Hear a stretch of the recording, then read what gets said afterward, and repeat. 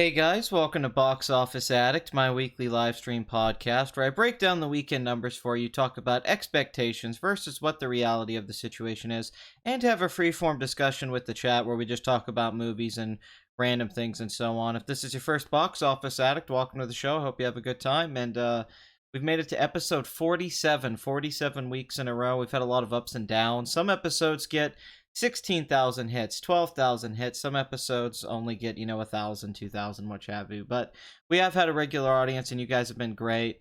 And you guys have really pushed me to keep doing this. And we're going to make it to week 50 very soon. And I'm very excited about the 50th episode. And hopefully we can do something special on episode 50. I don't know what exactly I have planned yet, but whatever. Recently, though, all we've been talking about is blockbusters. All we've been going on about is Avengers, then Deadpool, then Solo. This weekend, thank God, we have some different things to talk about. The wide release of the very critically acclaimed horror film Hereditary, and then we also have the reboot, or sequel, I suppose, in a sense, of the Ocean's 11 franchise, this time with women. Sandra Bullock in the lead, playing the sister of Danny Ocean, played by George Clooney. This is crazy. The film actually opened well above expectations. Although with the cast like that, I guess it's not shocking it opened well. I mean, Sandra Bullock's a big star, and Hathaway's a name, Kate Blanchett. So that's not really surprising. This was directed by Gary Ross, who was behind the screenplays for Big and Dave, and directed one of my favorite movies from the '90s, Pleasantville.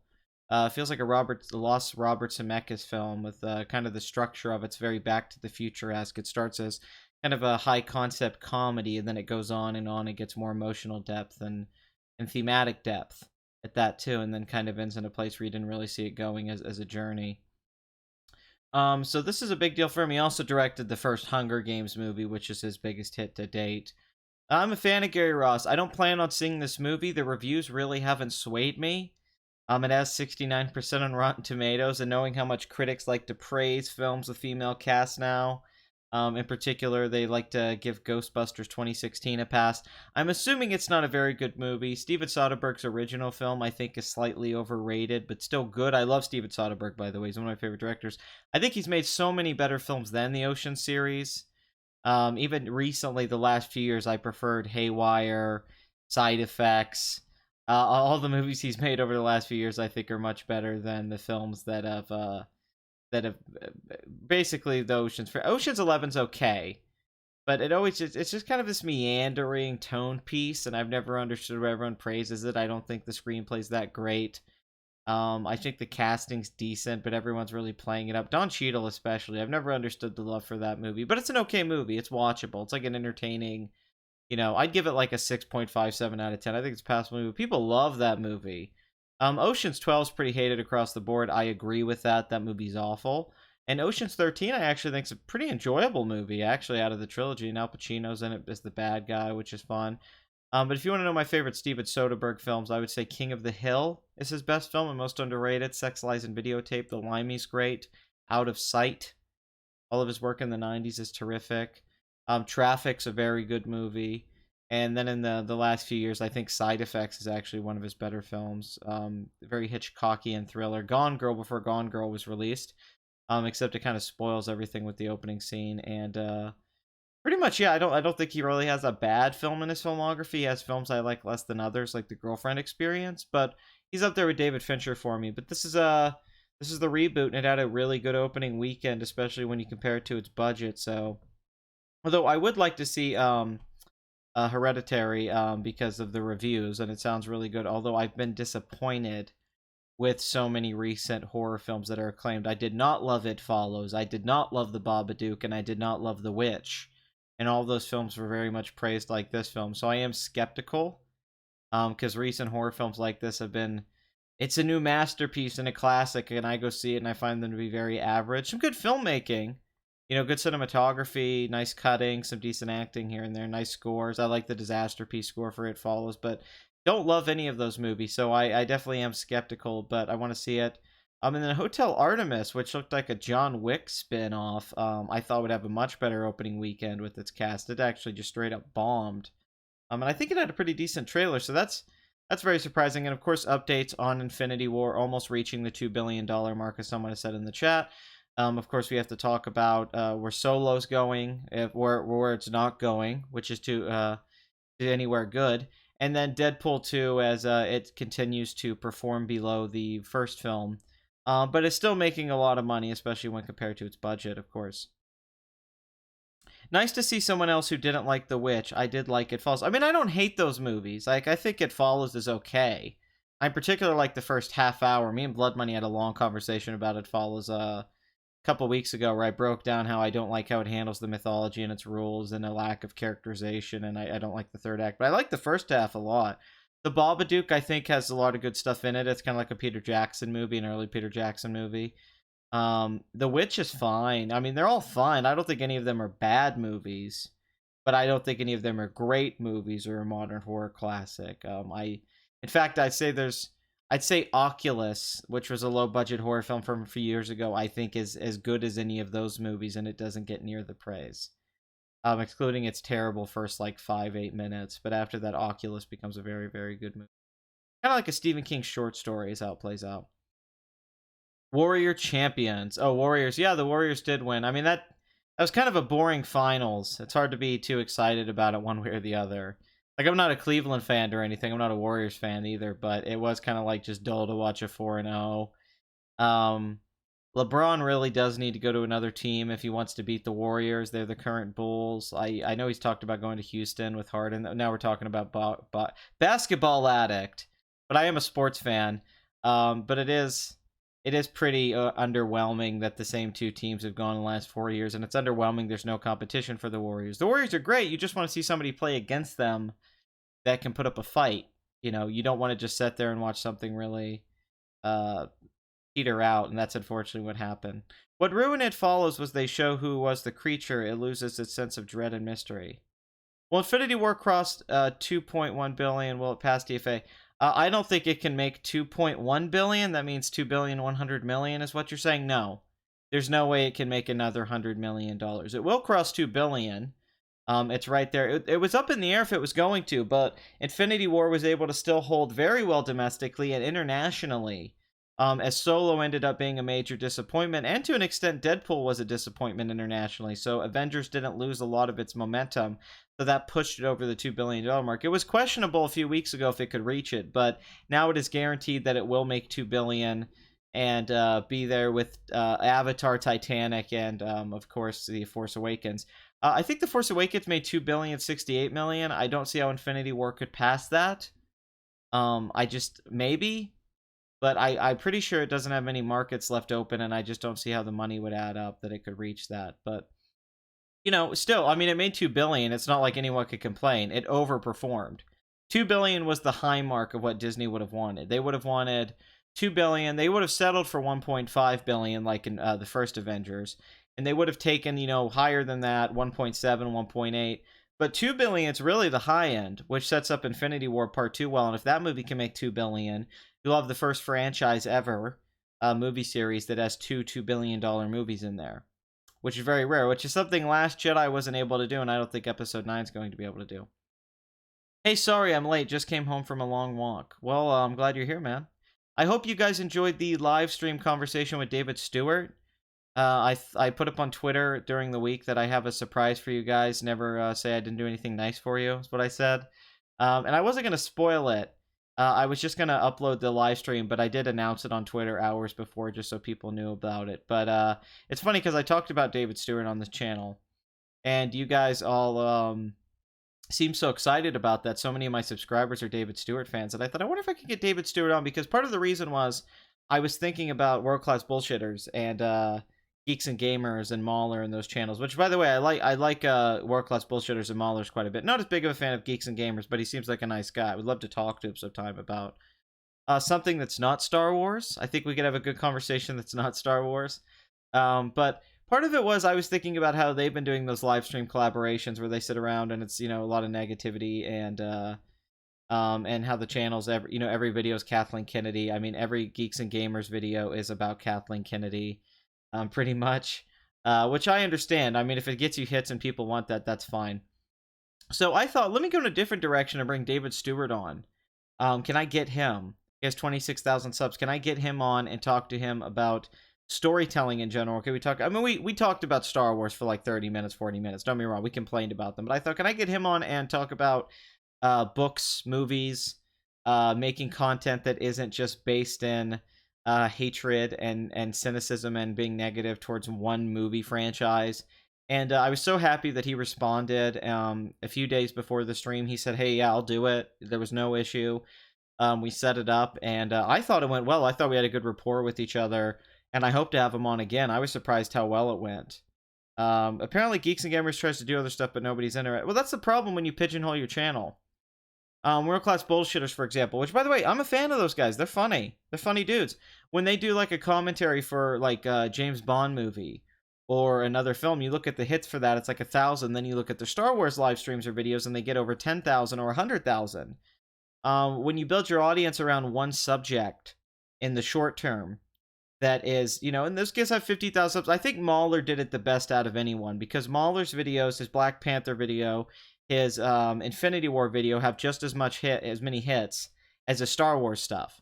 So Mauler's just becoming a brand to himself, where his videos are doing well and they're not Star Wars related. But I do worry for Geeks and Gamers and World Class Bullshitters that once the Star Wars stuff runs out, are they going to have content? Because do people care about what they have to say, or do the people subscribe to them want to listen to anything except Star Wars stuff? I don't know. Is it just a bunch of Star Wars fans?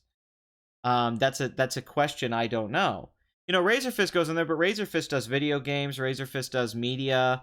Razorfist covers all kinds of movies, so his content's of a broad category. I do wonder with those channels. Well, Mauler just makes good content, and I think World Class Bullshitters makes good content. I would just be interested to see them do stuff that isn't Star Wars related. Their last dozen videos have all been Star Wars. And Geeks and Gamers, all of his videos have been... I mean, he's made at least like 6-7 videos with Kathleen Kennedy in the title just in the last week and a half or 2 weeks, and I just would like to hear him talk about different things. That's it. That's all I mean. I mean, it's not like I'm saying their content's bad. I just want to see different content. It's like if somebody played the same video game on their live stream all the time. After a while, you kind of want to see them change it up a bit. And that's it. That's all I really mean by that. But if they're still getting hits on it, that's more power to them. So David Stewart, he does cover a lot of different topics. He does talk about books. He does review different movies. And he talks about stuff like time travel in movies. So that would be something I thought would be interesting, and I was so glad that go to their Patreons. What is that? What their patrons want? Does their patrons want them to only talk about Star Wars? I mean, I understand if that's their fans. I mean, I'm not. Any chance you could do a live stream on E3 this week? Well, Jim's doing that right now, so I don't think that really matters. If Mr. Medicare's doing it, their Patreons have other contents. Well, why wouldn't they put other content on the YouTube channel, though? Why would they only put Star Wars content on their main channel? Like, they weren't started as Star Wars channels. They were started as different things. They were, like, different forms of media. But why would you have to be a patron just to get to see different content? So if you just watch a YouTube channel, you have to watch Star Wars videos? That's crappy. I don't like that, but whatever. Whatever works for them. I'm not going to pay them to watch them talk about other stuff. That's silly. The LOTR films are just okay, but the books are excellent. I think Fellowship of the Ring's a great movie. I think that's the most Peter Jackson-esque of the films, and I think it holds up really well, more so than the other two. Even though Return of the King is one of the most epic films ever made. And Two Towers has one of the best battle sequences ever shot. But Fellowship of the Ring, I think, is one of the great movies. I think one of the great like blockbuster fantasy films ever made. I have a lot of love for that film. It really stands out for me in the trilogy. I think it's held up remarkably well. Thank you for loving the stream. I did that. I thought it'd be a great conversation. I was glad that we were able to go 2.5 hours. I thought I'd only get David for a little while, but thoughts on Children of Men? One of my favorite films of the 2000s. My favorite film of 2006, and that's the year of Lives of Others, which is an amazing movie. Pan's Labyrinth, The Departed, a lot of good movies. I think even The Prestige came out that year. Bunch of good movies. 2006 was a really good year for movies. Children of Men from Alfonso Cuarón. I think that's one of his best films. He does the tracking shot, but not in the indulgent way that maybe Brian De Palma does in stuff like Snake Eyes or Bonfire of the Vanities and so on. Even though I like that stuff where it's drawing attention to itself, where you don't even realize the tracking shot's going on by Emmanuel Lubezki. who they've collaborated many times, and he won the Oscar for Gravity, obviously, and Birdman and The Revenant when he worked with Inarritu on those two. Children of Men's amazing. It's one of the best science fiction films of the last 20, 30 years. Clive Owen's lead performance is amazing. It's a really good book, too. Uh, the script's beautiful in its subtlety, in the way that the world building's all done kind of in the background without going into the hard science of it, trying to explain how things got to this point. It's a believable future in the same way Minority Report is. You believe that this is where we could go in another 50 years. They don't explain why women can't have babies anymore. That makes the movie better. It feels like something like it's got Tarkovsky elements to it, for sure. But some in a lot of ways, I think it's original. I definitely see its influences. Sometimes it feels like a Steven Spielberg movie. I mean, the whole final half hour you could say is very Spielberg-esque, at least in tone, and where it goes. But the tracking shots are absolutely stunning. I don't know how he didn't win Best Cinematography that year. I think Pan's Labyrinth won, and Pan's Labyrinth, while a gorgeous movie, is not even close. Children of Men definitely deserve the Oscar for Best Cinematography. No competition. And he deserved a Best Director nomination for sure for that movie. It bombed at the box office, unfortunately. Critics really liked it, and then with time, it seemed to have really built a cult following. It feels like a film Criterion should release. I think it'll be considered a classic down the road. I really have no issue. I'm not going to call it a masterpiece, but I think it's like a 9 out of 10 movie or something like that. I think it's close to being a masterpiece. Even the music at the end, without spoiling it, it's so tense. That scene where he's escaping the farmhouse with her and the car won't start. That's so tense. The scene with the motorcycle and the guy shooting at the car, so intense. Michael Caine's quirky, wonderful performance. The soundtrack, King Crimson is in it. They have a Pink Floyd Pigs reference. They have the pig in the background.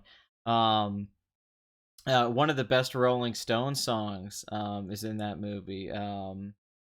Wait, God, did they play? Is it Ruby Tuesday they play in that? I can't remember. I can't remember what the. It's been a while since I watched it. She would never say where she came from.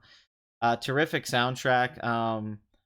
Yeah, amazing movie. I loved. Maybe I should do a video on Children of Men sometime. I have a lot to say about it. I'd love to talk about the opening scene when he goes to get the coffee and then he walks out and the explosion happens behind him. Even that's completely gripping. Definitely one of my favorite films of that decade, though. Yeah, I agree with you, Bathory. I can understand that. I mean, I don't agree with you, but I can understand that. What about The Revenant? I think The Revenant's a really flawed movie that has great elements. I think you could cut a half hour, and it would be a much better movie. The first half hour is terrific. It feels like Saving Private Ryan or like a Kurosawa film in that era, obviously. Tom Hardy's the best part of the movie, not Leo. Tom Hardy is the standout in it. He should have won the Oscar. He's amazing. That emotion that gets built with them going out, the opening fight sequence, with the shootout with the Native Americans, that whole first half hour is amazing. Great movie. It has a Herzog-esque quality to it, not as much Terrence Malick. Once Leo gets left for dead after the bear attack scene, and it becomes like a Terrence Malick film, drags on, gets laborious, has a lot of filler. Quite honestly, I don't think it needs to be a 2.5 hour movie. I think if Inarritu had cut it down to about 105 minutes, it would be a great movie. Because luckily, the film comes back around in the third act. The final half hour, when Gleason and Tom Hardy and Leo are all back together and they're hunting down Tom Hardy's character with the money, and that whole final is awesome. The final fight's awesome. The final fight between Leo and Hardy is amazing. It's brutal. So I'd say everything with Tom Hardy's amazing. The first half hour is great, and the ending's great. And that middle hour is when it kind of lags. He fell in love with the movie. He knew he had something good, and he got indulgent and kept too much. That stuff with the wife, the dream sequences, the fantasy stuff. It's unnecessary in my opinion. It just drags the movie out. I really like the movie. I don't hate The Revenant. I think it's good. I prefer that year. I prefer Beasts of No Nation, but I would probably cut a half hour, 45 minutes of that movie out of The Revenant, and I think it would be a great movie. I think it would be a great revenge film where it starts with this, the guy gets separated, you're cutting back and forth, then he finds the guy and goes to kill him, and that's the movie. But it's just so hard to be more than what it is. As Peter Griffin says, it insists upon itself. So that middle stretch I really don't think is great. I think it unfortunately holds the movie back from being like just a perfect movie. A perfect film for what it is, a genre exercise. It doesn't have some deep depth to it. I think that They just wanted more Leo, and they wanted to keep a lot of that footage that was tough to shoot. It's a flawed, very good film, but I still think it's a good movie. And I like Inarritu. I don't think that's his best film. I don't think he's topped his first film. But I do like Birdman. Obviously, I do like 21 Grams. I think Babel's all right. You know, I don't dislike any of his films. The Revenant's not one of his best films, but I'd say it's like mid tier. And it was definitely in my top 10 that year. Definitely in my top 10. Thank you. I'm glad you liked the Lost in Translation video. That was my attempt at trying to make one of those like every frame a painting essay videos, because a lot of people comment on my channel saying that you're bad at editing, that you don't know how to edit or do videos like this, and that was kind of a test to show, or not a test, just to prove people wrong, basically, that I could. I just don't want to. That I like doing my avatar and talking with the images and making it more about what I'm saying and not trying to manipulate you with the editing or the presentation necessarily. Because when you have really good cutting and you use other people's video, when you use other people's art to do that, it's really easy to make the audience think that the thing you're doing has more substance than it does, because you're using other people's hard work. But in a conversation with a friend trying to explain to him what I liked about Lost in Translation, because he was saying that it was just a film people project themselves into, and it was really overrated, and people just spat out all this bullshit about it, I tried to explain what I think the movie's really about and what's so good about it, because I love Lost in Translation. And Sofia Coppola films that I said in the video, they all deal with all of them. Virgin Suicides and Marie Antoinette and Somewhere. All of her films are about unspoken desires. When people don't talk about their desires, but they feel and they want these things. And but how Lost in Translation goes a little deeper. And it's a movie I've seen, God, I watched that on cable like 30, 40 times. I've seen Lost in Translation so many times, and I remember showing it to my father. He loved it. He said it was like the second best Bill Murray movie after Groundhog Day, and I was like, I agreed with him, especially his performance. But I tried to explain to my friend why it was so good, and that's kind of the conclusion I came to. And in talking to him, I said to him, I said, well, that ending. He goes, well, people project themselves in the ending, and I go, no, the ending sums up the movie, and I don't know where it came from. I just said out of nowhere, I said, it's a whisper that is unheard, but it is understood. And we just both kind of paused, and he said, man, that was really good. He goes, I didn't cringe at that. And I go, yeah, I know, that was good. It's a whisper that's unheard, but it is understood, and that's kind of what the movie is. And so the idea of the video was just calling it, instead of saying Lost in Translation video essay, it was just an unheard whisper that's understood. I kind of abbreviated it, because I thought it was poetic. I thought it was pretty. And I went and got the footage, and I edited a video together to show people I could do a video like that. I could do an essay video with the nice cutting and the images, even the little things like when I say there's parts in this movie where somebody just gives someone a look and then it shows Scarlett Johansson look at him. Like, I know how to edit people. Those videos aren't hard to make. It's not hard to make videos like Nerd Writer or I think Every Frame of Painting was the best at it, at the essay video, but like it's not hard to do videos like that. It's not hard to do the once again Nerd Writer or all those anime channels that do that stuff, or those writing channels and all that stuff. I like that content, but it's not difficult. Usually it's like a Wikipedia article, um, just with really nice editing. And that was very little effort for me to make that video. So that was the real intention behind it, was just to show people that you can make videos like this, and it's not some great achievement. That doesn't make you some genius, or that you have something value to say, that you're making F for fake or something like that. Usually it's very basic stuff to tell people who don't know a lot about cinema, who don't know a lot about subtext and creative writing and framing, and you can teach them very basic things with really, with the essay format, and that's what's so enjoyable about it. I miss Every Frame of Painting too. Yeah, Tony. I know he did some work for Criterion now. I do miss his channel. They did that final blog where they said goodbye. I still think he was the best at it, but I was very inspired by that when I made that video. But like, just to let people know, a lot of those people who make those videos will tell you they spend hours on them. That they spend 12 hours writing scripts out and getting the footage together and doing edit. That script probably took me 20 minutes at the longest, and the editing and the video and all that probably took less than 2 hours. I didn't even do 3 hours of work to make that video.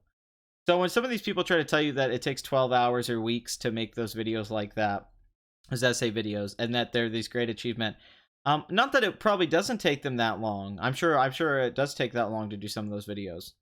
Don't be that impressed or think that's some amazing thing that you can't do yourself or that a lot of people can't do. There's a reason it's a genre on YouTube. And why it's so many people copy that format is because it's very easy to mimic. So that was part of the reason I made that video. As I always do with my channel, there's always kind of a self-awareness to why I'm doing things. There's always kind of a me wanting to make a video, but also me kind of using the video to comment on some kind of genre or format on YouTube or the way people discuss something and break it down. There's always kind of another dimension to why I'm doing something. I'm not saying that like as a pretentious way, like I'm a genius. My videos are always commenting on the subject matter within the video, but they're also made to point something out about content on YouTube in general and people's feelings on that the idea of this quality standard or YouTube as art, which I don't think it is, or I don't think it's reached that level yet. Doesn't mean it can at some point. And why most people I think who make YouTube content, including myself, aren't some genius talents that anything like that. I think a lot of it is in the editing, not so much what is being said being that insightful. Excluding some channels, I think Red Letter Media has nice insights. I think ER does some really nice stuff. His editing though is a big reason the stuff's good. But that's not a criticism. I like those videos as much as everyone else, but that doesn't. The point is, it's just not as great of an achievement I think as people make it out to be. And editing's a lot easier now with digital editing. It's easy to edit now. It's easy to learn how to edit. Mainly it's just having time. Like Colossal's Crazy has always said. It's just how much time you have. The more time you have. It has replaced the angry critic. Yes, that's true.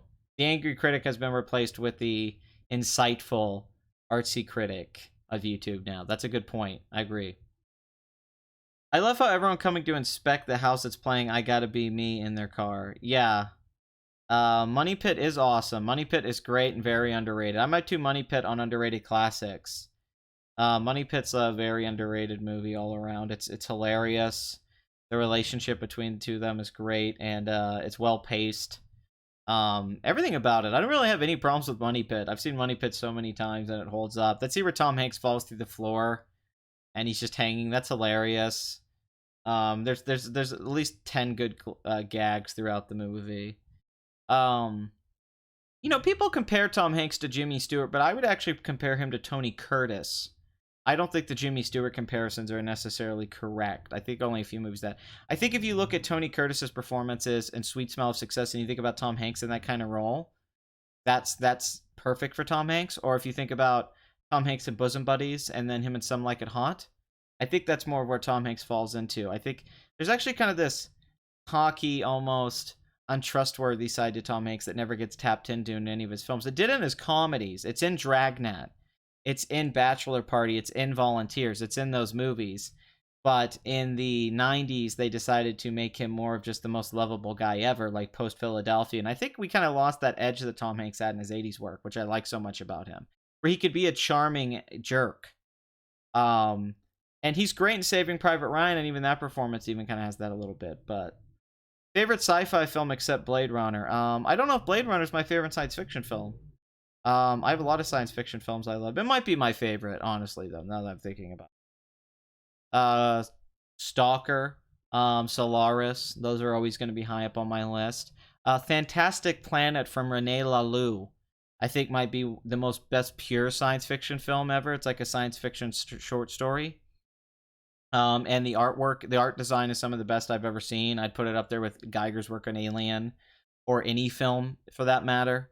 It's an amazing achievement, and it's pure science fiction in that it's allegory, and its themes are all very on the surface level. It's clear that they're using the ohms, the humans, to present. I did a whole video on this with Sharkfoot, but as to how we treat animals as human beings. But what's so brilliant about that film is that's clearly what it's about. But they have this great, adventure epic story, but it's also just a lot of it's just imagery and music and the ohms meditating and all that stuff, and letting you come to your own conclusions and letting this world, these aliens, exist. It's really what Avatar should have been in a lot of ways. It's what Avatar could have been and should have been. Instead of James Cameron making a very cliche Hollywood movie. That one's very high on my list. I like Akira, obviously. Metropolis from Fritz Lang, I like a lot, obviously. Fantastic Planet, even though that's kind of more of a fantasy movie than it is really a science fiction film. That's kind of a Star Wars-esque film. Um, no, not for Forbidden Planet. Sorry, Forbidden Planet. Fantastic Planet's the anime. Forbidden Planet, which has some of the best special effects ever. Um, I mean, go down the list. Oh yeah, Hanks is great in League of Their Own. No crying at baseball. Fantastic Planet probably represents what my hamster thinks of me. Yeah, I know, it's great. It's so good at that. I mean, and I'm not all like a animal rights kind of message and all that, but that movie does it brilliantly, and the creatures are so frightening and beautiful at the same time. It's a hypnotic movie. Love that movie. Forbidden Planet's great though. Yeah, Metropolis is definitely great. But that's all I can. Also think Tom Hanks' film where he suspects his neighbor is a murderer. The Burbs. Yeah, The Burbs is amazing. Yeah, Joe Dante. Burbs is really good. People don't talk about how good The Burbs is nearly enough. That film's terrific. As is most of Joe Dante's filmography. He made this great film. God, somebody's revving up like a fucking engine or something outside. Jesus Christ, I don't know what the hell they're doing. He made this great movie, Matinee, which I think is his best film. In a lot of ways, is absolutely terrific. Big fan of that film. It's funny. I like sci-fi literature, and I like a lot of science fiction. I don't think there's actually that many great science fiction films. I think it's a genre that we don't have a lot of great films in. Besides, Alien. Alien's a great science fiction film. Terminator is a sci-fi action film, but I don't think there's like that many. I think most of the classics everyone knows. I don't think there's really that many gems in the genre, unfortunately. I wish there was more great science fiction films out there, but I can't. I don't think it's. I think it's still a genre that we don't have enough. Yeah, Outland's fun with Sean Connery. That's a fun movie. I think it's from like what 1979. I think adjusted for inflation, I think Avatar makes less because 2009 US dollars overseas was super weak or something. I'm not sure. I'm pretty sure Avatar still is one of the most successful films of all time, even adjusted for ticket price inflation. I mean, it came out a decade ago and made $760 million domestic. A lot of that was 3D ticket prices, but still, that would be over $1 billion today. So I'm not exactly sure. It is difficult to get sci-fi right. It is. I'm not pretending that it's easy to do sci-fi. It's definitely difficult. There's a great David Bowie film, The Man Who Fell to Earth. That's a really good science fiction film that people don't talk about. I think Nick Rogue made that. The guy who made Don't Look Now. I don't know if it was Nick Rogue. I think that's who made that movie. Really good though. Dave Bowie was a very good actor. You could argue The Prestige is a science fiction film. Because it definitely does have science fiction elements. How much you want to call it one though, I don't know. But if you want to consider that one a science fiction film, I'd call it a good science fiction film modern day. Opinion on what they did with Tyler at the end of 13 Reasons Why, the bathroom scene. Hilarious. Hilarious. Laugh out loud. One of the most cringe, absurd things I've ever seen. I've been consistently going on forums arguing with 13 Reasons Why fans about how terrible that show is. How it is depression porn. And Hannah Baker is like a villain. David Bowie is science fiction. That's a good point. All right, let's get to the box office. Thank you for asking me some questions. I'll come back to the chat and answer some other questions when we get back to it. Yeah, David Bowie's Tesla's great, for sure. David Bowie's in a lot of good movies, actually. That's one of those cool things about David Bowie. His film career is really neat.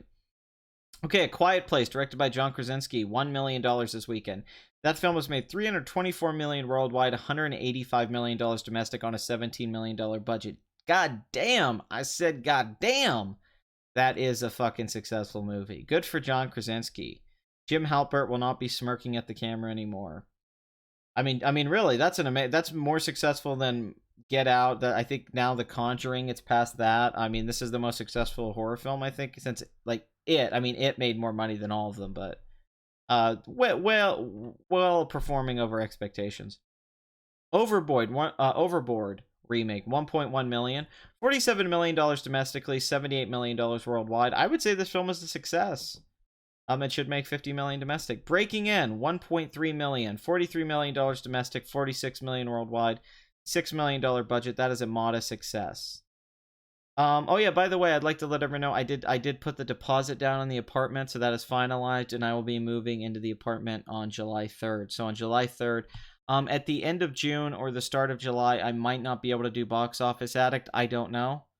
It depends on when I get my internet set up at the new apartment.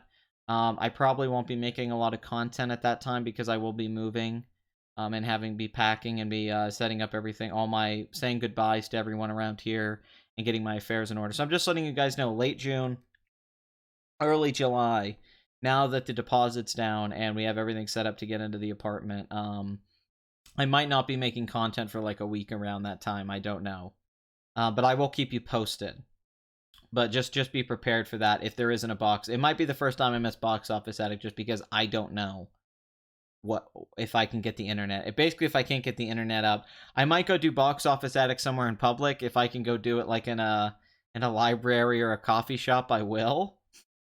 I'll go do like a live. I'll go do episodes somewhere in public because I like the idea of doing this show and not missing an episode. But we'll get to episode 50. So I think 50 without missing one's enough of an achievement. I think I could take a week off, and that wouldn't be that big of a deal.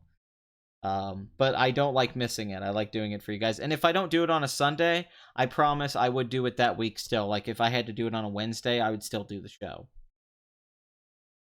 And maybe after 50 episodes, it's time for a break anyway, honestly. Life of the Party, 2.1 million. 50 million domestic, 58 million worldwide. I would say that's not a success, even though 50 million may look good when you include budget and marketing. I don't think there's much of a profit there. Upgrade, which is unfortunately not doing well. This film sounds really good. I want to see it, but it isn't in my area. 52% drop, $9.2 million domestically, $2.2 million. This is not a successful film for Blumhouse, which typically does much better than this. Even Truth or Dare, which is a terrible movie, and Insidious and all these other films did really well. It's unfortunate. Split, Get Out, get the Oscar nominations, Ouija, Origin of Evil, The Purge, Election Year. They all did better than this film. Maybe not The Darkness, but Gem and the Holograms too. But yeah, it sucks this is bombing. Hopefully it'll do well on home video or like something like Netflix. Here's a crazy one though. Hotel Artemis with Jeff Goldblum, Jodie Foster, Charlie Day. I mean, so many big names. That's not even all of them. And, it's a bunch of hitmen in a hotel. It didn't get terrible reviews. It has like 60% Rotten Tomatoes. I saw this trailer everywhere in front of Deadpool 2. I thought this film would open around 10 million, just because of the star power. Yeah, Upgrade did have pretty bad. I thought the TV spots were good, though. So, that's upsetting. Ocean's 8 seems like a whole lot of whatever to me. I agree. You didn't miss much crazy. We've just we talked about some movies, and we're in, I'm not leaving you guys, don't worry. And I can't wait to cover Incredibles 2. I can't wait to see how that opening week, and I can't wait to see Incredibles 2 anyway. If you can't do it, we could do it on a Monday. Yeah, for sure. We could definitely do it on a Monday or a Tuesday. I understand. Video demonetized. What, this video? Every time I do a Box Office Addict, it gets demonetized, and then I have to send it in for approval, and they monetize it. That happens every damn week. There's not one week that this show stays green. I've just accepted it. No, I hear Upgrade's great. It's just I don't think people are aware of it. I hear Upgrade's really, really good. But it's crazy Hotel Artemis did so bad. This is a terrible opening weekend, 3.1 million. I don't know the budget for this film, but yeah, Zachary Quinto, Dave Bautista, a lot of people in this. Drew Pearce directed this. I feel like he's written stuff. Iron Man 3, I think he's worked on some other stuff. Yeah, this is a bomb. Even if its budget's like 20 million or 30 million, this is a bomb. Terrible opening weekend. I guess it's because of its lack of marketing. And it just didn't reach enough people. It also has that chick from Kingsman in it, I believe, who had like the legs, the mechanical legs or whatever, the artificial legs, and she killed people. Yeah, this sucks. It's a really bad opening weekend. You would have thought this would have done better. So Hotel Artemis is dead on arrival. Thought maybe it would have like a opening weekend like that movie. What's the name of that damn movie? The Joe Carnahan film, Shooting Aces, I think, which is a terrible movie. Book Club, which is still holding very well, 40% drop, 4.2 million, $56.8 million. Should be able to make 70 million, well, probably 65 million. So this film isn't doing bad with Jane Fonda, Alicia Silverstone, Diane Keaton. You know, this Craig T. Nelson, Richard Dreyfuss. It's probably those people being in it is the reason it's not a bomb. Kind of reminds me of First Wives Club, even though it isn't doing as well. Adrift, $5 million, 50%, 56% drop. That's a huge drop. $35 million budget, $21 million domestic. This film is not doing that well, and will probably not reach its budget. Avengers Infinity War, 6.8 million, held very well this weekend, 34.9% drop, let's just say 35%. 654 million. It will not reach Black Panther 698 million or 700 million is probably where it's going to end up, but it doesn't need to. It should be able to make over 660 million. This is the second most successful Marvel film domestically, and it came out the same year as their most successful one domestically. Worldwide, this is their most successful. Only the Avengers and Infinity War and Age of Ultron are behind this. And Black Panther have all crossed $1 billion. 1,998,000,000. So this is $2 million away from making $2 billion. So it will cross that. I know for weeks I was very skeptical and said I didn't know if this would pass it or not, but $257 million opening weekend. It broke the opening weekend record. Even though domestically it didn't perform near as well as Force Awakens, which made $936 million. Still, this film did as good as it could have. I think the strong reviews and word of mouth helped. I think this film was better than what I thought it was going to be. I think it blew people's expectations out of the water. And it's just a extremely. I mean, it's like an IMDb's top 25. I mean, the ratings are great. Everyone on YouTube liked it. Your Movie Sucks even liked it. Ralph the Movie. I mean, Your Movie Sucks doesn't like any Marvel movies. He liked it. Mahler gave a rave review. Dishonor will fly. I mean, everyone liked this movie. Red Letter Media liked it. There was really no negativity for this movie. It was pretty much positive across the board. It was a crowd pleaser in the same way that 2012's Avengers was. Lots of laughs, lots of fun action. Thanos, people really attached to the ending, which, you know, I'm mixed on people really attached to. Thor was great in this. The Guardians of the Galaxy, I think, really helped this movie out. All those factors. There was too much, and this made $2 billion. This is an achievement for Kevin Feige. And I think this is the opposite. Where Force Awakens, sure, it got that $2 billion initially, but we're seeing Star Wars kind of lose momentum. This is the biggest Marvel film, and it's after a decade. So, and they should have another film that makes $2 billion. So this is succeeding in a way that Lucasfilm is not. And people are gonna be like, "Oh, what about Last Jedi?" It's like Black Panther made more than Last Jedi.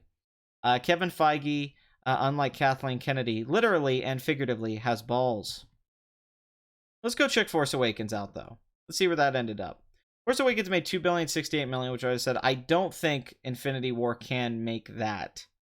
I think it should. I think it will do great though, because that domestic total is really what put it over the top. It made $300 million, just about more. But the foreign total for this movie, this is one of the most successful international releases of all time. I mean, this is only surpassed by like James Cameron movies, and that's about it. I don't think anything's made this kind of money. That's an insane $1,343,000,000. That's insane. But it's all owned by Disney, so nobody really loses. Hereditary, which is a highly critically acclaimed film, 93% on Rotten Tomatoes, 87 on Metacritic. Toni Collette is getting Oscar talk. Some people calling this the modern day Exorcist. $13 million. This overperformed for its lack of marketing and all that. But here's the rub. Here's the thing. This film got a D cinema score, just like The Witch got a C-, and then The Witch went on to drop bad. This film is not going to hold well, starring also Gabriel Byrne, who I love, and Ann Dowd. I don't see this film holding well. It got a D cinema score. That is terrible. That means the word of mouth is god awful. Even though something like Wolf of Wall Street had a good cinema score, I'm assuming because this is a slow film, and it's probably more allegorical, and it's probably an art house film, those don't really tend to cross over. Get Out did, but Get Out's different. It had the social aspect to it, and stuff like The Conjuring, which is more of like I'd say a straightforward classic kind of horror movie. These horror films like The Witch or It Follows don't do well at the box office. It Follows didn't do well at the box office. It just had a low budget. The Babadook didn't do great at the box office. None of these films do that well. They don't hit mainstream audiences. This did have a good opening weekend. I think that had a lot to do with reviews and hype. But it seems like the word of mouth is not going to be good for this movie. This is just based off this, just cinema score people are, and maybe it's not as great as critics are saying. Maybe it's boring. I don't know. Maybe it's not this great movie. I haven't seen it. I'll have to go see it to give my opinion on that stuff. Yeah, critics loved it. Yeah. Okay. Thanos Snoke. Um, let's see. You guys have anything you want to point out or talk about? That's not true. He liked Guardians of the Galaxy. No, he liked Guardians of the Galaxy, but he typically doesn't like Marvel movies. I mean, you're pointing out one Marvel movie. He also liked Spider-Man Homecoming, but like he didn't love any he thought Civil War was stupid. He didn't like the Captain America movies that much. He thought Winter Soldier was okay. I mean, he's not a big Marvel fan. He gives most of the movies a 5. At best a 6. Ava gave this movie like a 6, but he said recently on Sardonicast this is his favorite movie, but he's pretty much not a Marvel fan. So and even Guardians of the Galaxy, I think he gave a 7. So he's not like a big fan of the Marvel film. So I think that's a fair assessment of his stuff. Didn't like superhero movies in general too, which I think he's a little too harsh on them, and yet he'll praise a art house film that's just he'll give it like a 9. He'll give something like I'm sure The White Ribbon or a Lars von Trier film, even though he was very and fairly critical of Nymphomaniac. Sometimes he praises films that I think are just absolutely just as trashy as the superhero films he thinks are shallow. Of course. Any chance you could do a video on a Final Fantasy as a series or a specific entry someday? Maybe. Just like I'm one day gonna do the Gundam video or the Spill video. Thoughts on Halloween trailer? It was mediocre. It had some cool stuff in it, but it also felt too familiar. And I like the closet Michael Myers shot. I like that Laurie Strode's waiting for Michael and she wants to kick his ass. The dialogue wasn't that great. I thought it had too many callbacks to the original visually. But it looks all right. David Gordon Green's an okay director. I mainly like his comedy work, actually, more than his dramatic work. I actually like his work on Eastbound and Down and the second season of Vice Principals, which I think that show's terrific. I watched that whole show in a row. I watched every episode in one go of it. But a lot of that's Jody Hill. I kind of wish Jody Hill would have done this movie. I think Jody Hill's a much better at the fucked up stuff. And I like Jody Hill movies and I like Jody Hill stuff, but Amazon couldn't buy Disney. They couldn't afford to buy Disney. That would cost them way too much money. And I don't think that would be a good idea either way. Disney does have competition in the sense of like the stock market, like with like Amazon or like Netflix. But yeah, when it comes to movies, no. There's no competition in the movie industry. But the question is, how long is the movie industry and the theatrical release going to last? What is harder to make, comedy or a drama? A drama is much harder to make than a comedy because the acting is much more difficult to get right. You have more chance of it coming across cringy and not working a dramatic scene. There's more expectations for the aesthetics than there is in a comedy. A comedy can look really crappy and people kind of give it a pass if it's funny. If a movie's funny, people don't really care if it's technically a good-looking film, and a lot of comedies don't look that good today. A drama, typically, people expect more from the cinematography and the direction, and they expect more from the writing. They expect more from the characterization. You don't have to have great character development and great characterization in a comedy if it's funny. Just like if a horror movie is really scary, it can have some flaws in that. Like Nightmare on Elm Street's not a great movie when it comes to the characterization, or like plotting or any of that stuff, but it's scary. It's got great atmosphere. Freddy Krueger's great, so the film makes up for it in spades with that. Now, The Exorcist is like an exception, but most horror films aren't great in that department. Just like a lot of classic comedies don't nail like The Jerk for it, but it's a hilarious movie. But a drama, let's say something like The Godfather, that's very tough to do well. Without it coming off generic, I think, even though comedy is too. But I would say drama is much harder to do than comedy, but they are completely different and they go to different sensibilities. To make a great comedy is very difficult. But if you're working with funny people and you got a funny idea and you have some funny set pieces in mind, you can kind of build the movie around that. With the drama, you kind of have to have it be consistently gripping. And you can't just have highs. You have to consistently have it kind of go well. With the comedy, you can be a little bit more loose with it, I think. What if Sam Raimi directed the James Gunn wrote their own Scooby-Doo film? That would be fun, for sure. Do you think Episode 9 will be the #1 movie in 2019? I don't know what else comes out in 2019, so I can't say. Theoretically, yes, but I don't know what else is coming out that year, so I can't say for sure. Anyway, let's keep reading. No, I know what you mean at the box office. I just don't know what else is coming out in 2019 off the top of my head. If something else that's big, like if there might be. I don't know what else is coming out. Oh wait, no, Infinity War will. Yeah, Infinity War Part 2 will make more than Episode 9. So no, Infinity War Part 2 will be the highest grossing film of 2019. I think just like it's going to be this year. If this film made $2 billion, then there's no doubt the next one will make it. I can't see Episode 9 making $2 billion. Jumanji 3 could make $1 billion for sure, but I think Episode 9 will be lucky to make like 1.5 billion. So Infinity War Part 2 will definitely make more. It should. Just going off the numbers right now. Last Jedi made so much less than the previous film. Then Infinity War Part 2 should be able to make. I forgot about Infinity War Part 2. I was lucky enough to see The Exorcist for the first time in the cinema. Man, that's great. That's awesome. Infinity War Part 2 comes out in 2019, so Star Wars will not be the #1 movie. I didn't even think about that. Yeah. In fact, an argument could be made that Infinity War Part 2 could make even more money than this one because of how they ended it and people wanting to see how it wraps up, and they might actually kill off characters like Tony Stark or Steve Rogers in the next film. So you could make the argument the next film could do even better. Who knows? Yeah, it'll be a nightmare. Yeah. Good opening weekend for Hereditary, but who knows what it'll end up. Deadpool 2, 13.6 million, 41% drop. Since its huge second weekend drop, Deadpool has held very well, and it is clear now it will make $300 million domestically. It will not reach the $363 million of the first film, which is really unfortunate. But, what are you going to do? The marketing, maybe it was release date, competition. Maybe it was just how people felt about the movie, that it wasn't as fresh and surprised as many people. I thought that was kind of how I felt about Deadpool 2. I like Deadpool 2 a lot. I think it's very fun, but I think it kind of didn't have that surprise that Deadpool had. I don't think it was as well structured. I think it was a little messier. I think the character... But still, I mean, a movie make $300 million domestically. I would compare this to Iron Man 2, where... And I'm not saying this is a bad movie, like Iron Man 2 sucks, but Iron Man 2 came out and people still like Tony Stark and the character and everything that's happening. And, then you could have an Iron Man 3 or Deadpool 3 that makes more money than these two movies. You don't know. That's very possible. But, the sequel to make $300 million, that still makes Deadpool one of the most popular characters. Only recently has Thor reached that box office. Only recently, Spider-Man's up there. But there's not many superheroes who can make $300 million domestically. Also, you have to factor in that this film's budget's only $110 million. So that's crazy.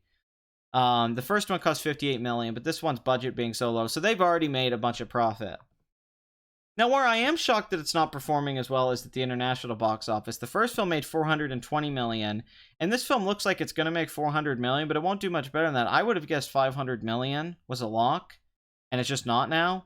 But it does look like this film could make $700 million. I don't think it'll make the $783 million of the original, and the original made a profit of like $350 million. With this $58 million budget and the gross. But just like Guardians of the Galaxy 2 didn't really do much better. Sometimes these sequels to these very successful first origin films, like Guardians of the Galaxy, don't really blow up much bigger than the first one. Maybe the premise it's a little thin. Maybe there's not enough of a hook in the marketing. And I think there wasn't enough of a hook in the marketing with Deadpool 2 or Guardians 2. I think that did affect the box office of both movies. Even the opening weekend being lower, $125 million. But it should make $300 million domestic, not much more than that. And $700 million worldwide, certainly it looks possible. It should honestly just reach it. So the $110 million budget, $700 million worldwide, even though it's $80 million less, this film should still make $200 million plus in profit for the studio, if not $250 million.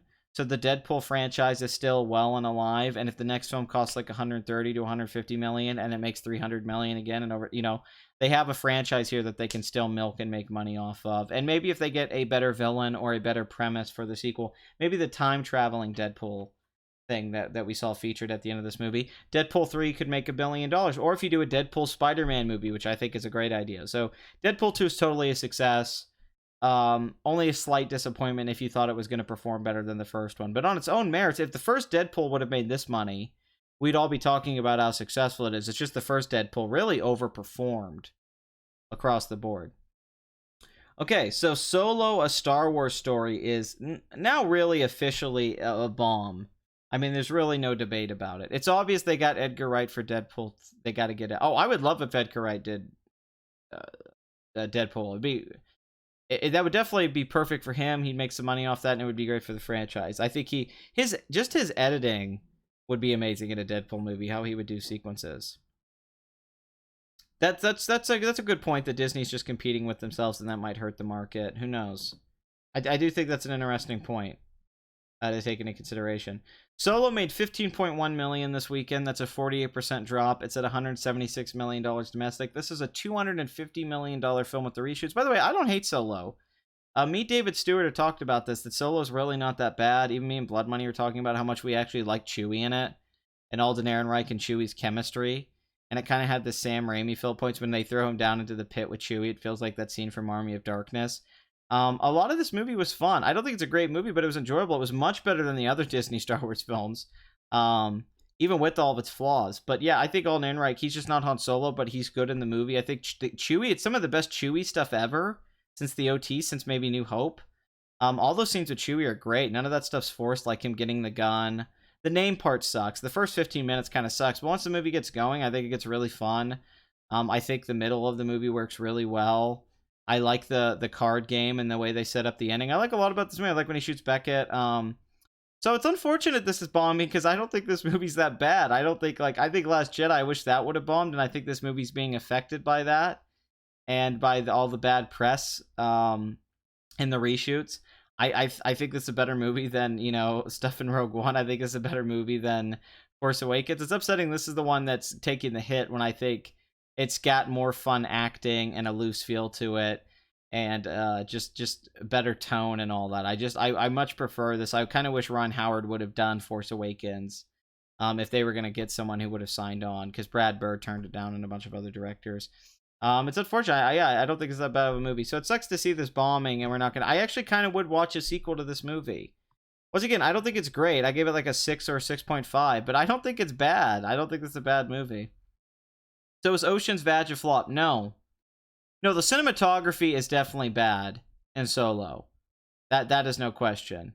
I can't disagree with that. And I think a lot of that had to do with the reshoots, that they were trying to hide some production value issues. And that kind of ties into why some of the lighting is so dark, and you can tell, and that's unfortunate. In fact, I feel like the first 10-15 minutes feels like Lord and Miller. With like that worm creature lady. I wonder if a lot of that was Lord and Miller. It looks like they cut down like a 30-minute opening to something really short. So the film is just falling apart at the foreign box office. Because, $176 million really isn't that bad. I mean, it's bad for a Star Wars movie. But the international numbers are abysmal. The film made like, I think, 18 million this weekend. It's just dropping. It only has Japan left to open. Star Wars typically does well in Japan. That might be able to put it over 200 million. This film's just doing bad. $250 million budget, $100 million marketing. It looks like it should... I don't know if this can make 200 million. It should, so it'll make a little over 200 million. This is kind of doing like the Amazing Spider-Man 2 domestically. 200 million foreign, so 400 million worldwide. They're going to lose money on this. They said that it's going to lose at least 50 million for Lucasfilm and Disney. So this is the first bomb of the new Disney films. It was never a good idea to make a Solo film. I think this is better than it had any right to be. But there was no way this was ever going to blow up. The tracking was way off. It's not even doing that well. With an $84 million opening weekend, if this had good word of mouth, as Mundane Matt thought it would, this film could have made $300 million domestic. Don't forget, Guardians of the Galaxy had a $94 million opening weekend and made $333 million. You can have an opening weekend in the 80s to 90s and make $300 million if you hold well. Star Trek 2009 had an opening weekend of $75 million and made $257 million. Iron Man opened at $98 million and made $300 million. So if people love this film, it could have made $250-300 million with word of mouth. I mean, The Hangover, movies do this all the time. So this is just showing that the word of mouth isn't great, that people aren't loving this movie. I mean, this is unfortunately, becoming very clear now. I mean, 47% of its gross is its opening. And it's been out for a few weeks now. So $176 million domestic, should make a little bit more than 200 million, like let's say 210 to 220. 312 million worldwide. That's like the opening weekend for most Star Wars films or blockbusters like this. The budget is huge. It doesn't look like a $250 million film. This is another bomb for Ron Howard. He's had a series of bombs now. Ron Howard has become like kind of a dead director. Inferno bombed, and that's a franchise where the movies consistently made money. Beatles 8 Days a Week's really good. Heart of the Sea, In the Heart of the Sea bombed. Rush didn't make a lot of money, and that movie's really good. The Dilemma bombed. Angels and Demons, which was a decade ago, did decent worldwide. Frost Nixon didn't make a lot of money. The Da Vinci Code was a big hit. The Cinderella Man didn't make what they thought. The Missing was a bomb. You know, Ron Howard at one point, like when The Grinch and Beautiful Mind and Ransom and Apollo 13, he was a big director. Backdraft, Parenthood. But yeah, his last few films, none of them have really made a big profit. And Solo is no different. Even with Star Wars, Ron Howard can't make a film breakout. So yeah, this is official now. And for Kathleen Kennedy, this is a big hit because most of the stuff she produces, Lincoln, you know, she usually just does the accounting and location scouting. She's not the creative, but you know, she worked on 1010. She co-created Amblin with Spielberg. Airbender didn't do well. Benjamin Button, Spiderwick, Chronicles, Munich, War of the World. She's pretty much works in every. Seabiscuit was a hit though. Signs, The Sixth Sense. She was the producer on. Congo, which her husband directed, I believe, Frank Marshall. Bridges of Madison County. The Flintstones made a lot of money. Wow, we're back at Dinosaur Story. Damn, yeah, God, that's a nostalgic film from when I was a kid. Arachnophobia, which was also directed by her husband. Joe versus the Volcano. You know, some of these films didn't do great, like Dad. But you know, her Battery's not included. But you know, she's had a lot of hits, including The Money Pit, which you know did really well on home video. But yeah, Back to the Future and Color Purple, the Twilight Zone movie, which actually didn't do that well. But yeah, this is one of her biggest misfires of her career. And for Disney, this is the rare bomb. So all around, Solo did not do that well, and it's kind of solidified on this weekend. But the more you think about it, Star Trek reboot is the less sense it makes. Yeah, I actually think the film holds up on repeat viewings more, though. I think you think all that stupid stuff when you watch it, but then the more you watch it, the more fun it kind of gets. I think Super 8's the bad version of Stranger Things. I think it's him trying to do it and failing, especially with the third act. It's just the kid actors are good. I think Stranger Things did everything right that Super 8 did wrong. Now, here's the thing, though. I think J.J. Abrams is a good producer. 10 Cloverfield Lane's terrific. Dan Trachtenberg worked on that. Damien Chazelle worked on the script. Mission Impossible 3 is good. Mission Impossible 4 is great with Brad Bird. I think Brad Bird's I think J.J. Abrams is a damn good producer. I like the first few seasons of Lost, which he helped create, you know, although he left after the first season. Alias, you know. So I 10 Cloverfield Lane I think is legitimately great. I don't like the last 10 minutes or so, but everything before that I think is great. Love it. So big fan of him as a producer. I think he's very good at picking directors for the project, like going after Brad Bird for MI4.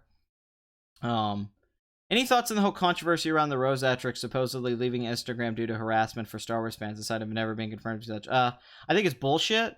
I think it's another thing to attack white males, white male fans of Star Wars.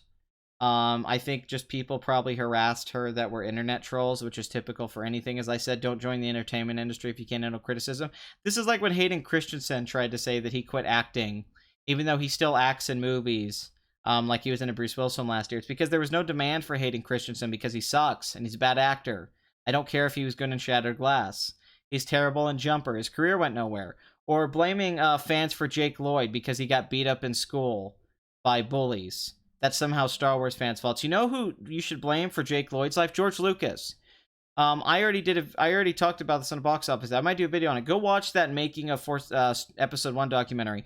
There's that one kid that comes in and auditions who's great and does really good at the line delivery that they should have cast as Anakin, and George Lucas is the one that pushes forward Jake Lloyd, who's terrible in the audition. And he can't do the dialogue, he can't pronounce the words correctly, and George Lucas cast him anyway, even though he was terrible. It's George Lucas's fault. Jake Lloyd is a bad actor. He was a bad actor in Jingle All the Way. You can't blame Jake Lloyd as a kid, but he was a bad actor. He wasn't Haley Joel Osment. He wasn't like the kids in Stranger Things. There was another kid who auditioned who does a great job. He even delivers the "Are you an angel" line as good as you possibly can. So I totally blame George Lucas for Jake Lloyd's life, and so should Jake Lloyd. It is not the fault of the fans, and it is not a fault of anyone. It's the fault of those bullies who bullied him for being in a movie. which is normal. My dad was in the Navy with the guy who played Dennis the Menace in the original. My dad's kind of old, by the way. My dad's not a young man. He had me very late. My dad was in the Navy with Dennis the Menace, with the kid who played Dennis the Menace. And everybody in the Navy made fun of him, and some guys beat the shit out of him, who played Dennis the Menace. Now, people love the Dennis the Menace show. Why did people do this to people? Because he was a celebrity. He was a kid celebrity, and everybody knew him. And he was in the Navy, and all these guys were giving him shit for, they would yell out, "Oh, Mr. Wilson," and all that stuff. My dad felt bad for him. He even has some pictures with him and stuff like that. He didn't, but that happens.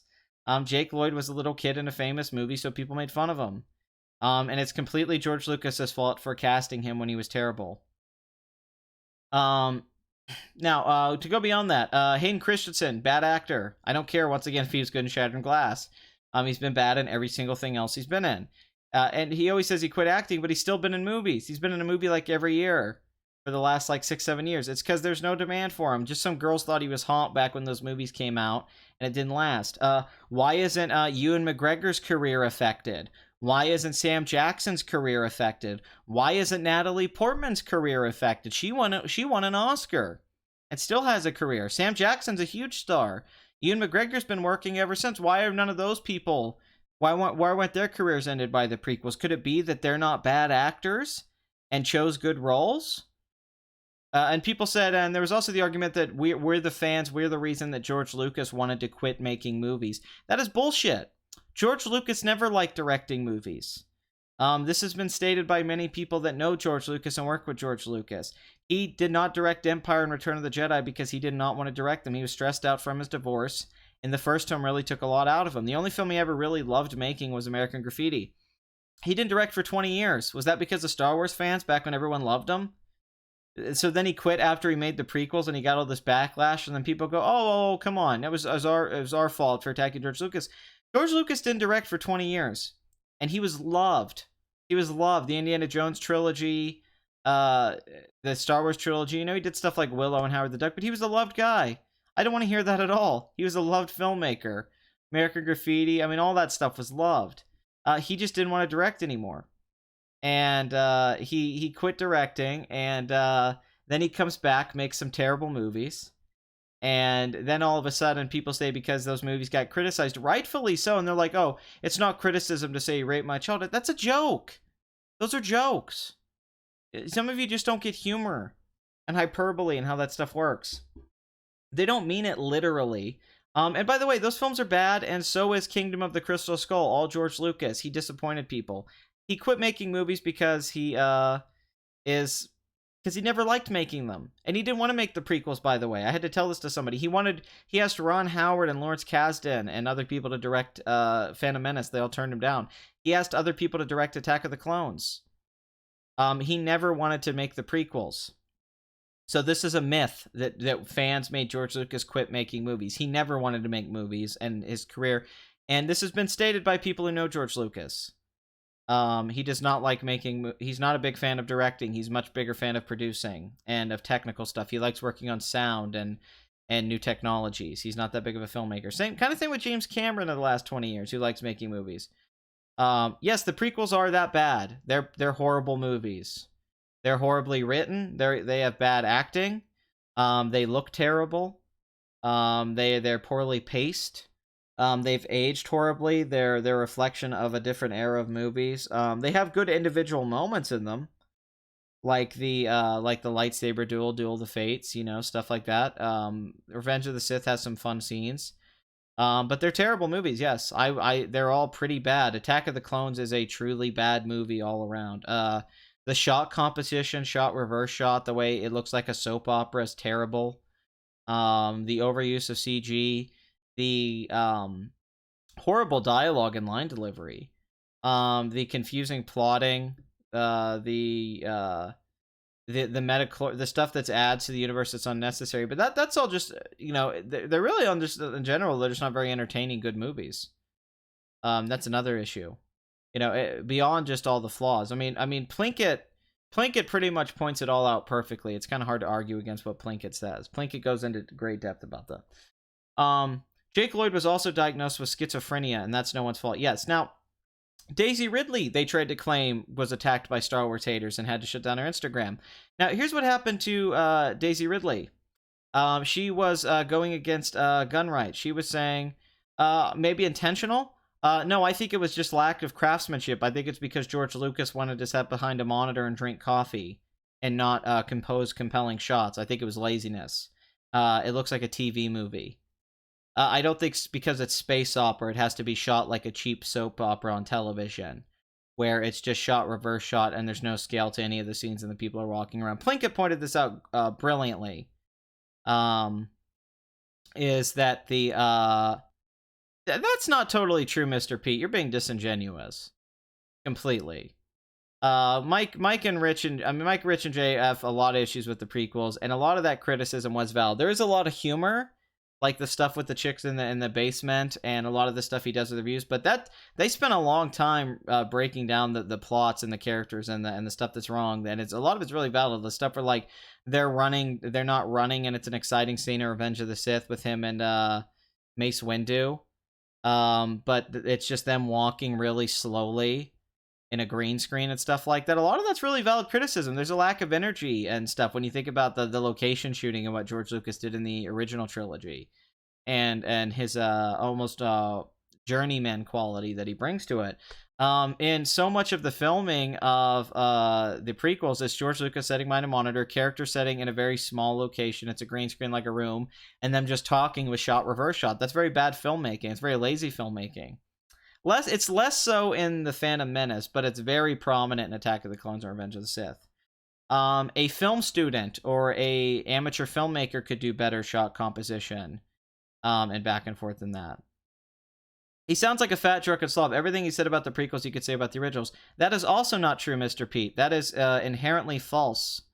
You cannot say that the camera shot composition is the same, like with shot reverse shot soap opera running back and forth like the originals. That's not true.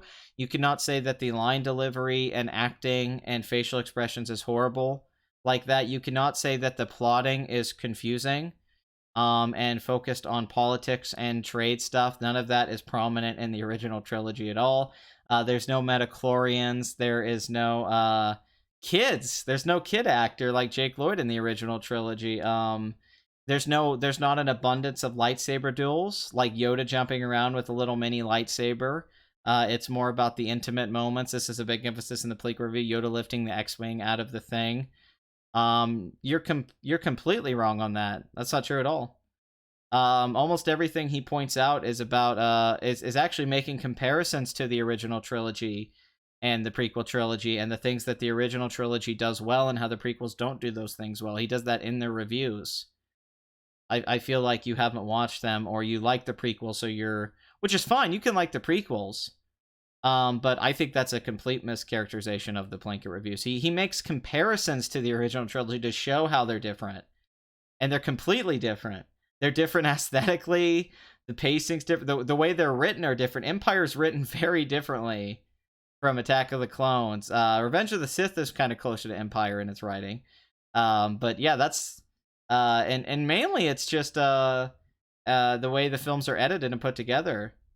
They did have cheesy dialogue. I actually disagree with that too, though. Empire Strikes Back has great dialogue. I'd actually disagree with that on the entire trilogy. Lawrence Kasdan and Lee Brackett's screenplay is great.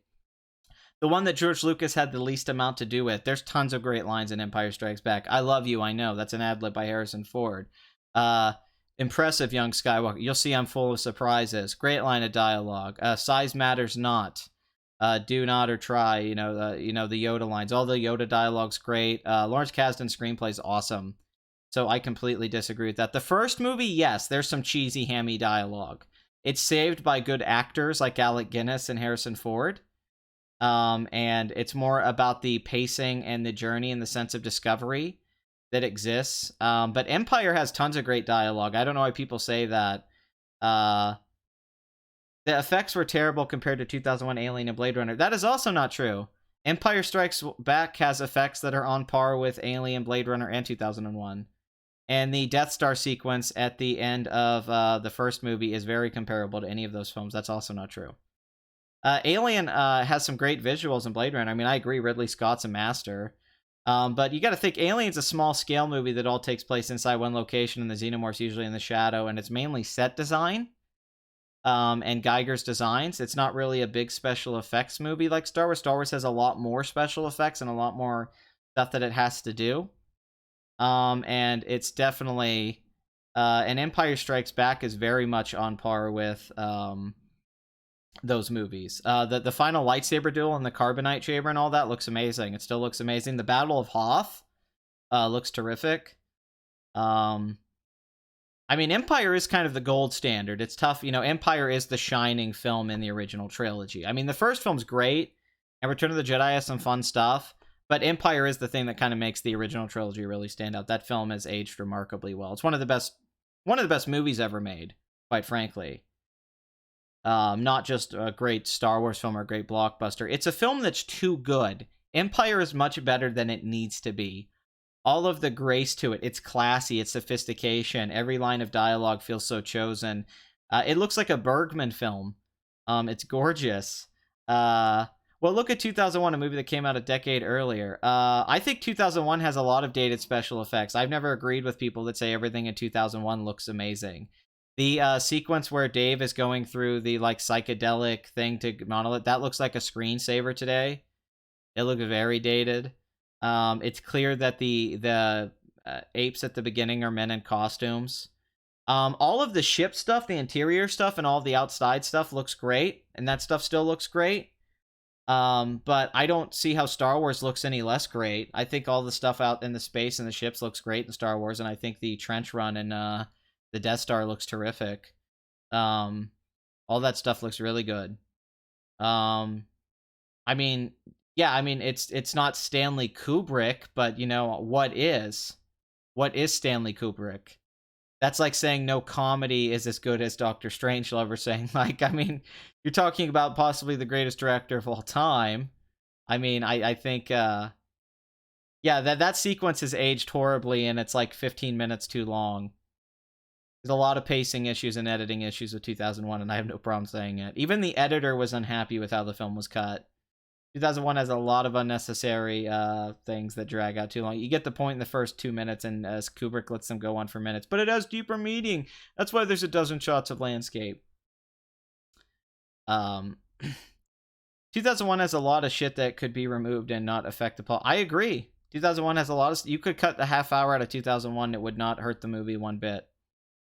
The book did all that stuff better. Arthur C. Clarke's book fleshes so much of that stuff out better. George Lucas's dialogue in the prequels felt like they were written by an alien with no understanding of human emotions or how people talk or behave. Yes. 2001 is like Fantasia, where it's a bunch of montages, for sure. And it is kind of an art film, but I still don't think it's... I mean, I like 2001. I think it's great. But yeah, you could cut a half hour. Wouldn't hurt the movie at all. I think this has been I think there's too many examples. Confused Matthew did a good series on it, actually, a long time ago. But yeah, I mean, just showing the pen float and the ship for like 5 minutes, all the stuff on the moon, like the people talking before, is really just feels like filler to just get to the main stuff with Dave. In the book, that stuff's all fleshed out. In the book, that stuff's really interesting, and you get to know the characters more. But there's a lack of characterization in 2001: Space Odyssey. It's more just about subtext and atmosphere, which is fine. The HAL sequence, that whole stretch is amazing, possibly Kubrick's best work. The HAL sequence is the best science fiction horror film maybe ever. That stuff's amazing. Everything with HAL, that whole stretch of the film is like a 10. I think that the opening, The Dawn of Man's a great sequence, and I think the ending's great. I think a lot of stuff in between The Dawn of Man and the HAL sequence is flawed and dated, and the sets and the costumes look like a 60s movie. They don't look like the future. They've dated that film really bad. Unlike a film like Blade Runner, which I don't think looks that dated, or some other films.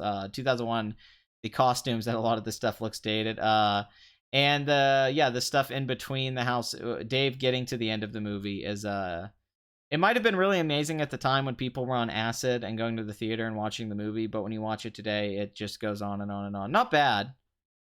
Certainly not bad, but I highly disagree that every part of 2001 is perfect, but it's fine if you feel that way. I completely disagree. I would give 2001: A Space Odyssey like an 8 out of 10.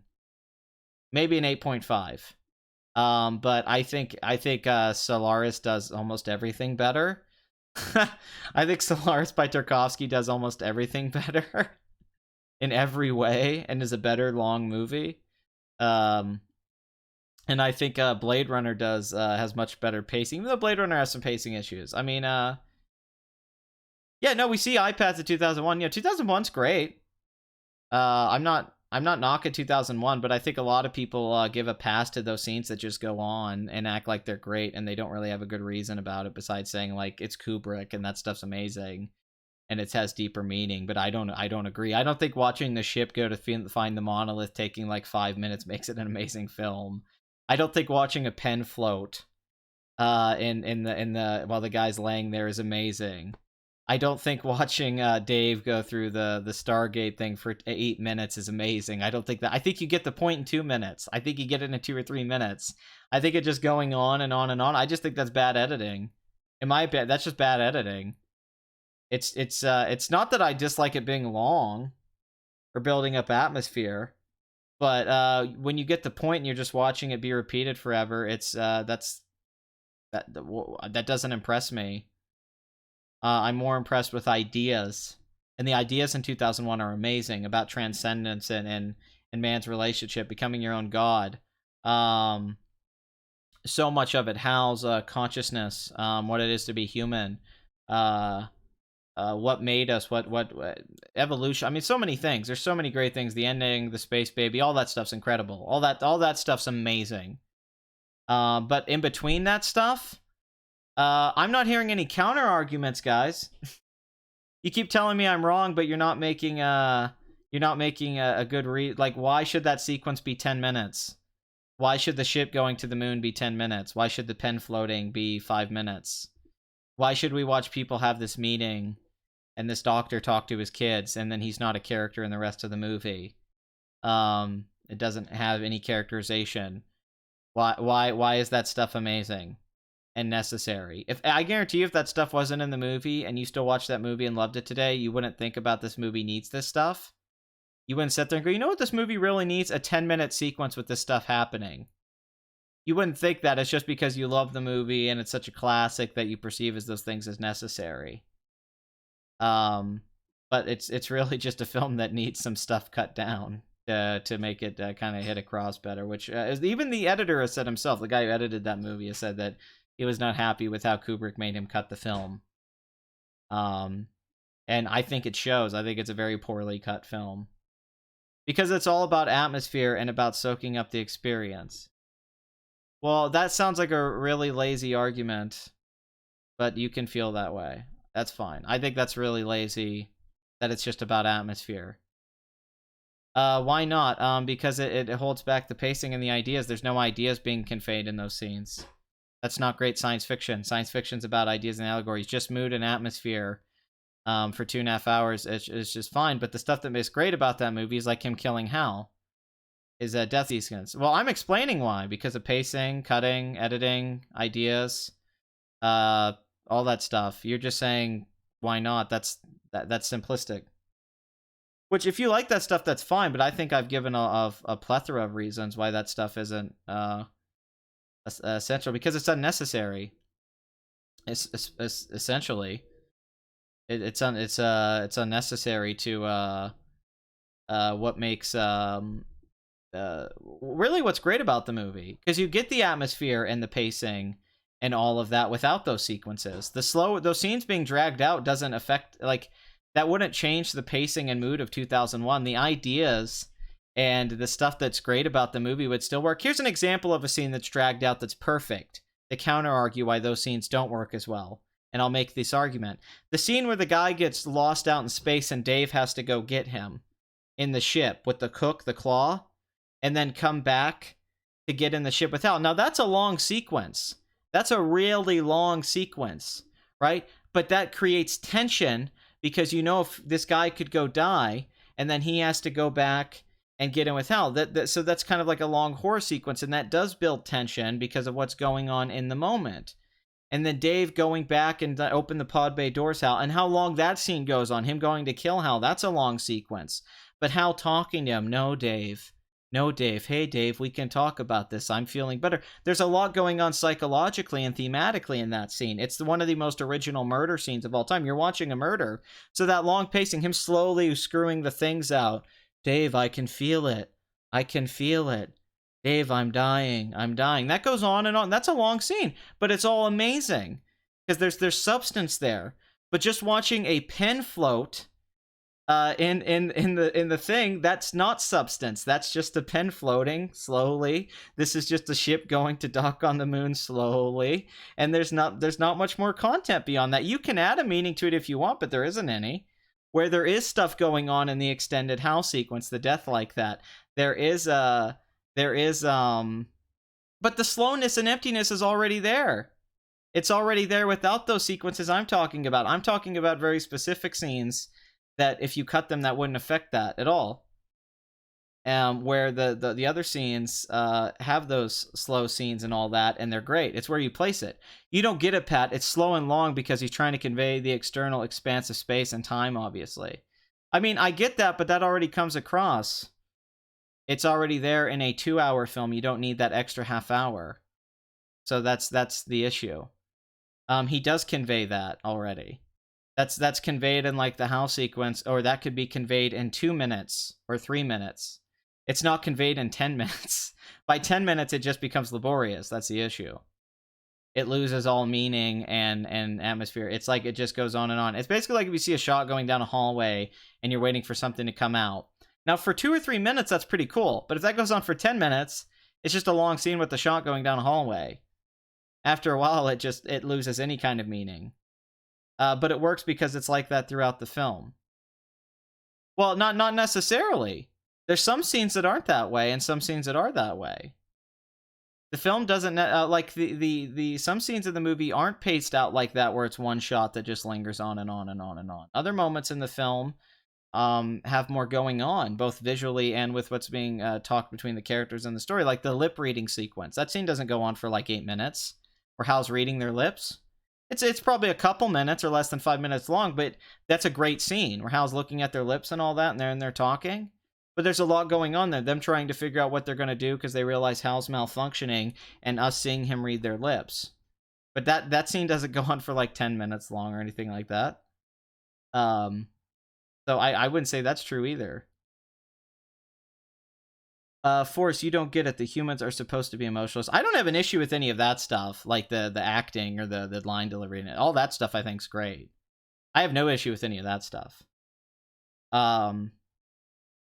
It does have an overall consistency. It would have that consistency though without the long sequence of the Stargate, or without the moon landing shit, or the pen sequence. All those scenes, it wouldn't need. It could still have that consistency. That's what I'm saying. You would still get the tone and atmosphere and all of the things you're talking about. They would still exist without those sequences. It would still be consistent. And other Kubrick films, I think, are more consistent with that, like Barry Lyndon. I think Barry Lyndon does that stuff a lot better. I think The Shining does that a lot better than 2001: A Space Odyssey. I also admire the visuals in 2001 as... Oh, I agree. The visuals are amazing. Incredible looking. It's good. Great movie. No question. But scenes drag on for so long, the tiresome at a good point. Yeah. Oh, wait, what crap? What am I... Yeah, God, we're at an hour and a half. I guess I probably should talk about Ocean's 8 instead of ranting about 2001. A movie I like. Sounds like I don't like the movie, and I really do like the movie. Pat, he spent a lot of money on the shots he had to show. That's what it feels like. But that is just your very subjective experience. I mean, I think a lot of what I'm saying is not that subjective, Craig. Personally, I feel like your point of view is a little bit more subjective than mine. So that's fine. I think I've talked about a lot of things that I don't think... I mean, they're subjective in a criticism sense, but I don't think I'm talking about mood and atmosphere. I think I'm talking about structure and editing and pacing and necessary versus what isn't necessary, and what you could cut and still convey, and ideas and themes. I don't think I'm just talking about how I felt watching the movie. I'm talking about it as a whole. And these things, and I'm making comparisons. I'm comparing the lip reading sequence to this. So that's comparison. I'm showing this standard versus this. And then I'm talking about like how the HAL sequence has these things going on versus this sequence where there really isn't a lot of story being told. There's story being told in those scenes that drag on in the HAL parts. Is that he has to beat this machine that's become aware. With those other sequences, there isn't really anything going on from a story perspective. It's just a shot that's lingering to show you this pretty special effect, which is, fine if you like the thing, but I don't ultimately think I'm making a subjective argument of that. Where I think I could make an argument that those scenes in The Shining actually do have things going on in them more than what 2001 has going on. TMNT is not better than 2001. What? Did somebody say TMNT was better than 2001?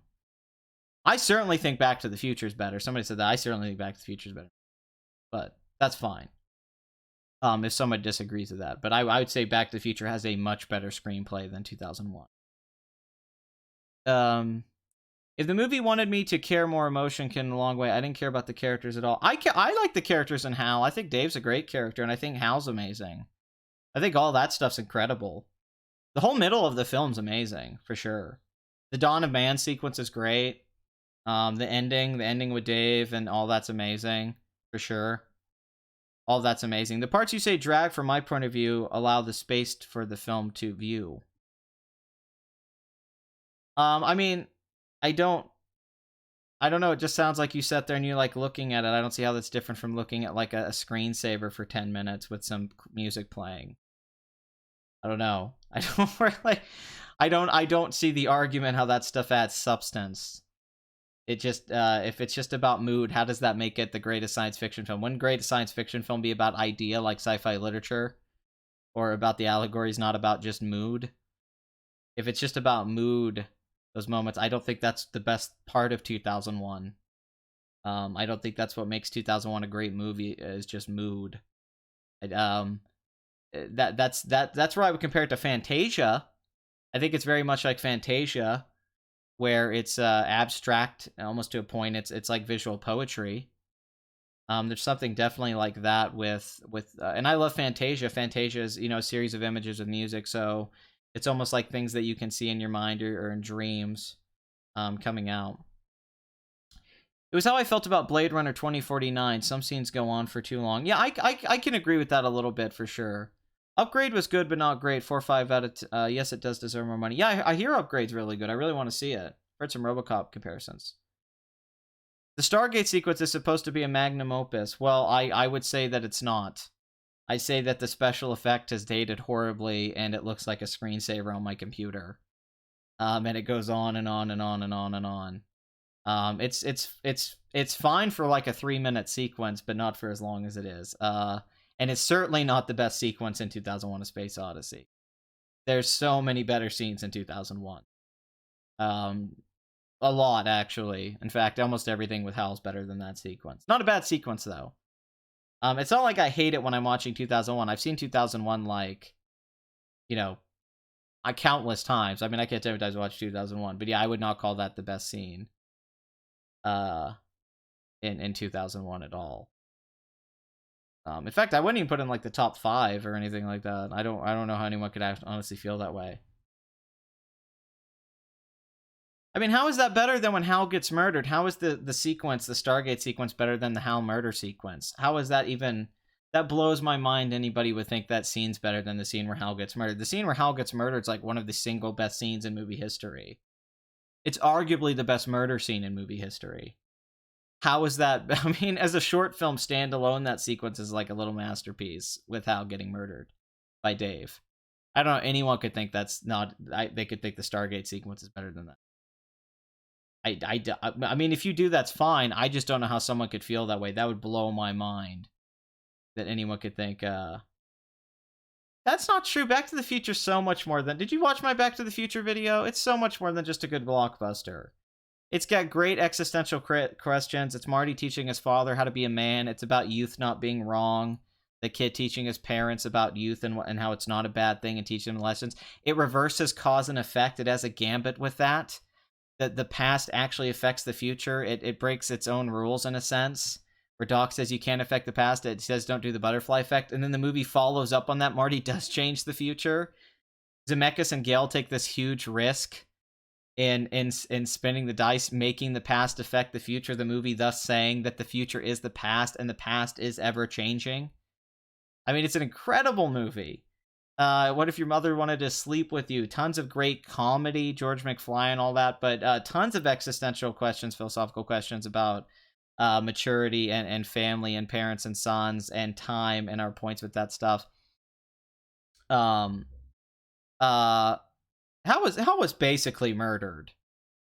I mean, if you count 2010, then I guess he wasn't. But in the movie, he's basically being murdered. I mean, he's basically getting lobotomized. He's basically getting his mind and consciousness destroyed. That's pretty close to murder. It's not that far off.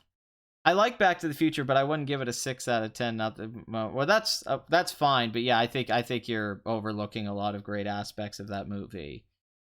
I think you're overlooking a lot of thematic depth and the wit of the screenplay and the structure of it, and how hard it is to balance all of those things, like the comedy with the high concept premise and the existential questions it asks, and the great dialogue, tons of quotable lines of dialogue, one after another. Just kind of a great movie all around, just brilliant movie. So all the information just in the opening scene, it's brilliant. When the scene where Marty goes to Doc's place to play the guitar, and all the stuff that's in that sequence is telling you a bunch of story and setting up so many things that pay off in the movie later on. And then just little things. Oh my god, there's just little brilliant things to Back to the Future. The photo fading out. That's such a brilliant storytelling advice, to have Marty have the photo where the picture's fading out to see how much time he has. That's a great idea for storytelling. Just one thing after another. It's a movie with infinite brilliance in it, honestly. Back to the Future, full prey to the third movie curse. Here, the first two were great, and the third was kind of meh. Yeah, the third one I think's an okay movie. Yeah, Back to the Future is all Kathleen Kennedy. It has nothing to do with that amazing screenplay, and Michael J. Fox's great comic performance, and the tone and the pacing and all that. It's all Kathleen. Nothing to do with Zemeckis. Oh yeah, no, you're definitely rooting for Dave. Yeah, you want Dave to win. I think so. In 2001. Can't wait for the day when Hollywood decides to go shallow remake of Back to the Future. Well, I don't think they can. I think Zemeckis has it made where Back to the Future can't get remade, from what I've read. I think he has something set up where it can never be remade. But I could be wrong about that, but I have read that before. Why couldn't Marty's parents remember the guy that he looked like their son with the same name? I mean, that's definitely something. There's things like that, like why do they get Biff? Why did they hire Biff to work for them when he tried to rape Marty's mom? And why wouldn't they recognize Calvin Klein when that's the guy that she dated? Unless George McFly thinks that she banged that guy from high school. So yeah, there's definitely little things like that, but they don't really affect the viewing experience. They're just kind of things you point out later, like with a lot of movies from that era. Kind of like, well, how did the timeline in Empire Strikes Back work with Han and Leia mixed up with the other things? You know, there's things like that in movies for sure. Back to the Future has some of those issues, but they're minor compared to what works about the movie, in particular the 50 stretch of the movie. So much great stuff in it. I'm your density. That's a great line. There's too many lines. So many great things too. Him dressing up as in the outfit, the science fiction outfit. But it's this outfit from the thing, and saying that I'm Darth Vader from the planet Vulcan, and then he plays Van Halen in his dad's ears to make him feel sci-fi. All that stuff. That's such good ideas. Movie filled with great ideas. Back to the Future Part 1. Yes, Part 1's easily better than Part 2. Part 2's good though. I like Back to the Future too. Back to the Future 1's an amazing movie. She went into production before they had the lead actor cast. It sounds like the prelude to Kennedy's career to me. Yeah, well, the main thing was they couldn't get Michael J. Fox because of family ties, and they wouldn't let him out of his contract. They always wanted him. And then Zemeckis was sitting with Spielberg watching dailies and saying, we're not getting the laughs with Eric Stoltz. So they were able to make a deal to where Fox was able to shoot Family Ties. Michael J. Fox was shooting Family Ties, and then at night he would go shoot Back to the Future. He was shooting them like on the same day. Which is crazy.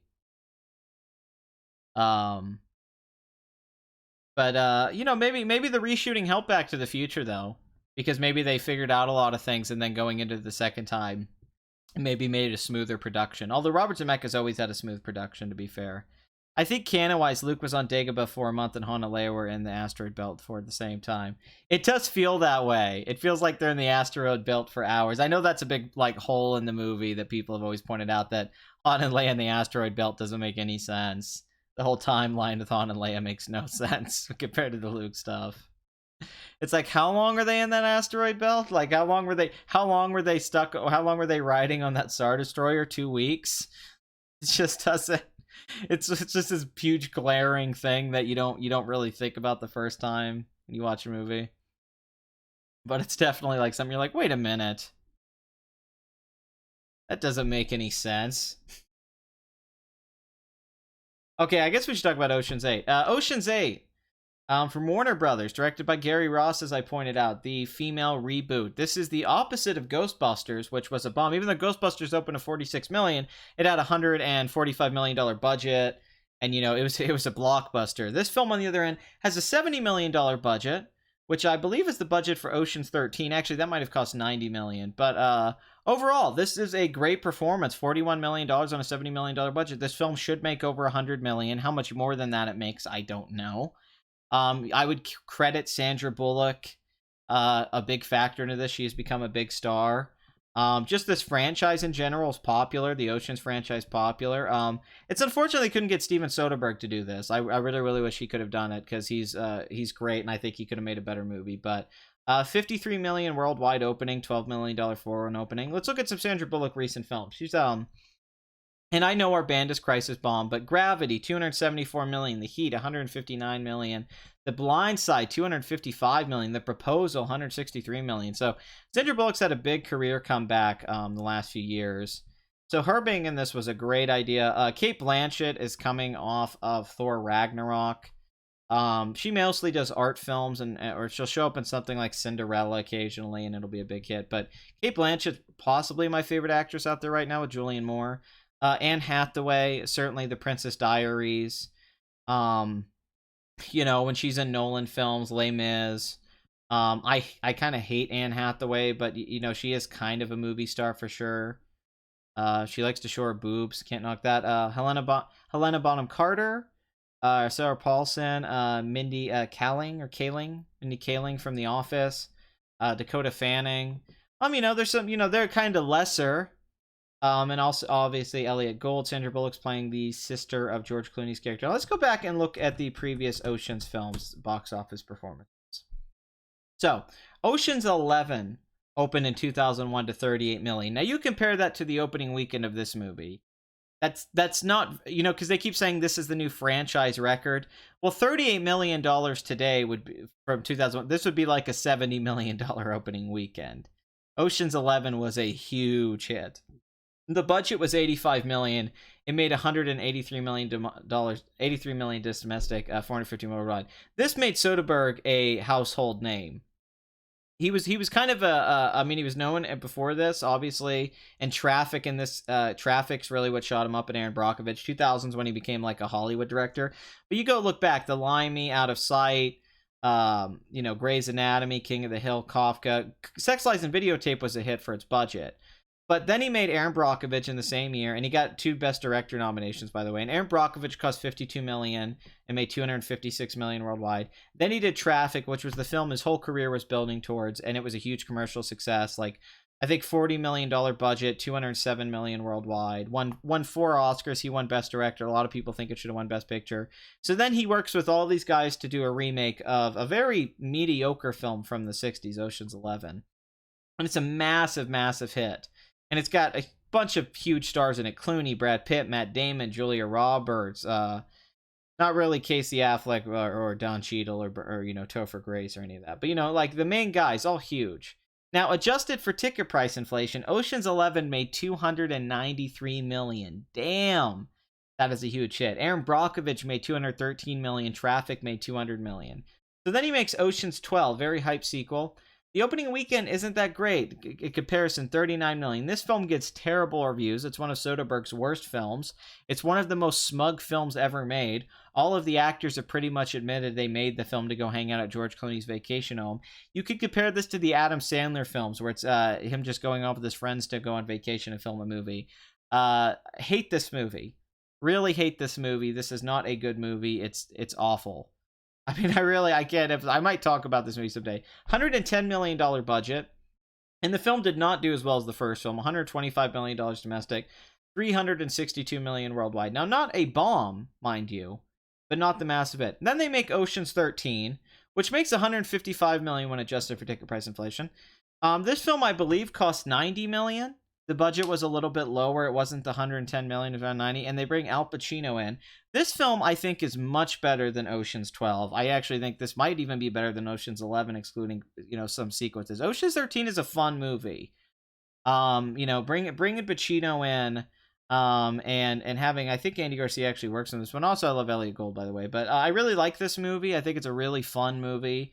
Did $36 million, not as well as the first two, but held better than Ocean's 12. Made $117 million. Got better reviews too, has like 70% on Rotten Tomatoes. Doesn't have the, because Ocean's 12 got terrible reviews. Made $311 million worldwide. So 3 films that made $300 million worldwide. This film also did well. So the franchise itself is very successful. And when adjusted for ticket price inflation, all of them made a lot of money. So it's not surprising that Ocean's 8 had a good opening weekend. And it opened around where the Ocean's franchise always does. Ocean's 12 still has that awesome scene of the laser dance. Bye, Mr. Pete. You have a good day, man. Thanks for coming to the show, my friend. The 1961 version is hilarious. Yeah, it's not. Yeah, it's unintentionally hilarious. It's a bunch of drunk guys being sexist. It's amazing. Jurassic World is perfect. What? Here's an idea for a video. Compare Final Fantasy 6 and 7, since people like to debate which of the two is about. Well, 6 is the best of the series. It's not even a debate. Because Anne Hathaway has this smugness, this unearned greatness, and even her Oscar win was bullshit. She does one song where she sings in one shot that any actress could have done and won the Oscar. She walks around with this air of greatness. She's just, and she's, she's attractive. Don't get me wrong. I get people like her butt. They like her boobs. They like her smile. I get that. She was great as Catwoman. I liked her as Catwoman. Princess Diaries, fine, but, she's always had this air about her that's very annoying and pretentious. The way she talks about things, she's also a very outspoken feminist icon, and just how she acts at award shows and all that. She's not as bad as, say, like Jennifer Lawrence's bullshit, but and just kind of being overrated, like Anne Hathaway kind of gets praised for stuff she doesn't really deserve, I think is how a lot of people feel. But I think that's where a lot of it comes from. It's just kind of a presence she puts off, this vibe she puts off. But whatever. You can like Anne Hathaway. I mean, I think she's a good actress. I like her. There's that movie she made with Jake Gyllenhaal, Sex and Drugs or something, that's got some really good adult scenes in it that are actually really well done. Her Jake Gyllenhaal have good chemistry. I really liked her as Catwoman. I actually think that was one of the best things about Dark Knight Rises. Interstellar, her character was horrible. I can't blame her for that, honestly. That was just a terrible character. Love is the universe and blah blah. Yeah, I don't dislike her as an actress. I think there's something about her that just puts me, and I can't totally articulate it. So I haven't seen Ocean's 8 yet, but I can't imagine that it's at least better than Ghostbusters. I'm sure it's better than Ghostbusters. Back to the Future is just a really good mainstream movie. It's not up there with the classics of world cinema. I would disagree. I would compare it to Frank Capra. I think that it's on par with It's a Wonderful Life, or great films from that era, which I think doing a film like that, the sentimental and the romanticism and the mainstream, is just as difficult, if not more difficult, than making some of the films that, let's say, a Truffaut or a Fellini or a Bergman or anyone would make. I mean, to make a film like Billy Wilder or Frank Capra or any of those guys, just like Spielberg sometimes taps into David Lean territory. The fact that Back to the Future was able to pull off something like Frank Capra is a miracle. And people don't appreciate sentimentality or making films like that enough. It's very tough to make that stuff. It's very tough. It's why there's so many rare of them, that so many films like that are rare that are amazing. It's hard to make a film that does what Back to the Future does. Just like it's hard to make a film like like the first Star Wars, like how it's like Wizard of Oz, or make a movie like Wizard of Oz. There's a reason there's not too many of them that stand out. It's tough. It probably did, but his Beatles movie is boring. I can't remember the name of it. Oh, the 8 Days a Week. I need to do some Beatles movies reviews. I would like to talk about Help and Hard Day's Night. Especially Hard Day's Night is amazing. Richard Lester. Jennifer Lawrence must have done some casting couch stuff. I would disagree. It's a Wonderful Life is far better, but Back to the Future is just good. I don't know. I mean, I guess you could just... I think they're very comparable.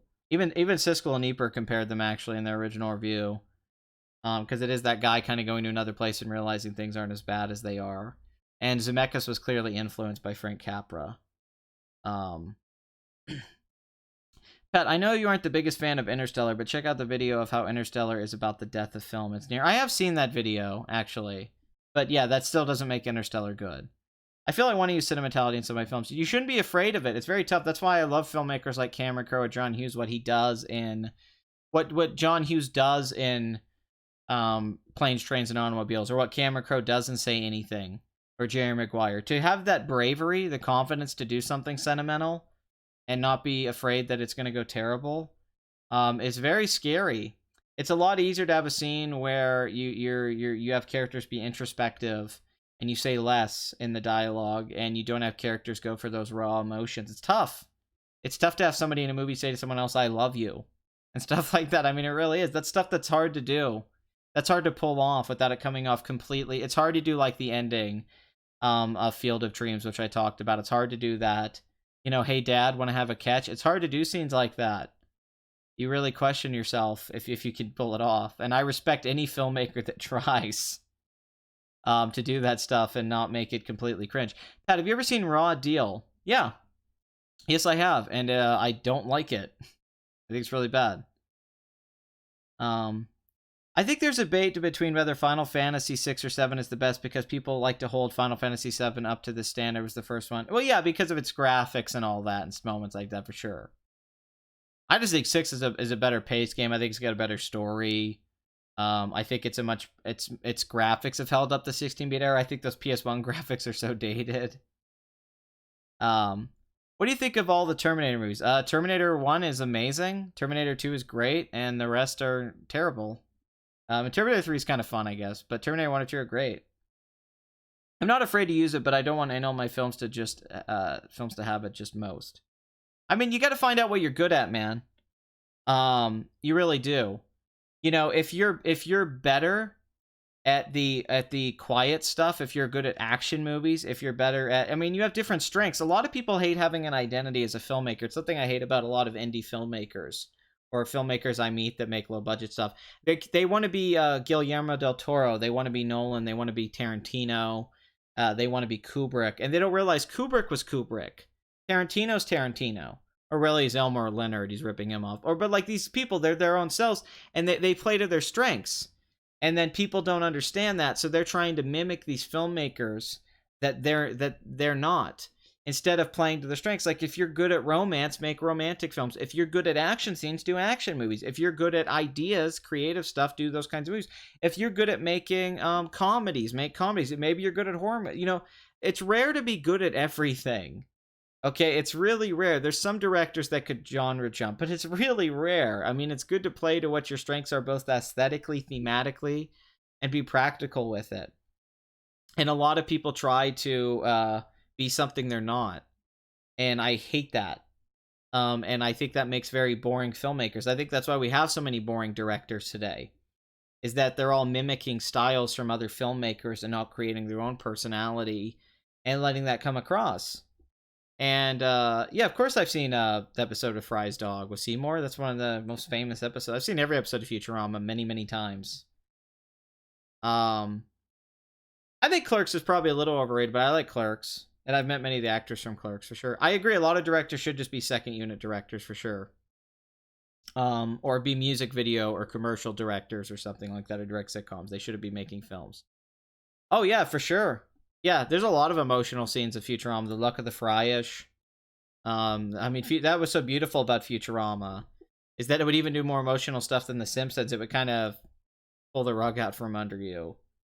And you would be watching this really funny thing, and then it would have all this emotion. Futurama is kind of like a masterpiece. It's wonderful. I love Futurama. I love that it has an ending too, and the ending's great.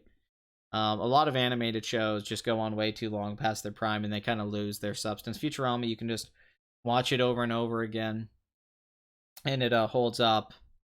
And it has so many classic episodes. It's got that episode with Leela and her parents, and then Baby Love Child comes on, and it shows that her parents were there the whole time doing stuff for her. Amazing. You know, really great. I like Jane Silent Bob Strike Back, man. There's some Ben Affleck, you were the bomb, and Phantoms. Good Will Hunting 2 hunting season. That's one of Kevin Smith's best jokes ever. They even get the guy back from that scene. How do you like dem apples, Will? You quit hitting the books. I've read shit you haven't even heard of. Applesauce, bitch. Then when they go to Gus Any Direction, and Gus Van Zant's just sitting over there counting out money. The Good Will Hunting 2 scene's hilarious. I fucking love Jason Mewes is great in that too. I remember seeing Memento twice in theaters, which I never do. That I went with a lot of my friends to see his remake of Insomnia. I was so disappointed. I really like Insomnia, actually. It's not as good as the original, but I actually think it's great. I think that's his most underrated movie. Maybe Following. Following's really good. Hey, Pat, one thing keeping me from trying out a filmmaker is that I'm more into drawing and creating concepts rather than writing. I am more of a visual guy. Any advice? Get someone else to write the stuff for you, and you do some of the visual drawing stuff. Have someone else write the scripts and comes up with the stories. Be a collaborator. And then you come up with the visual stuff for somebody who's weak in that department, and you two work together. That's what I would try to do, is find somebody that you can work with.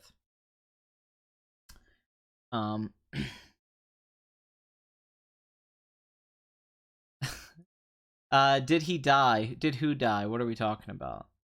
Kevin Smith's gonna die eventually. What, in your opinion, is the worst Stanley Kubrick film? Well, his first one's pretty bad, but I guess we shouldn't count that. That's just a bad movie.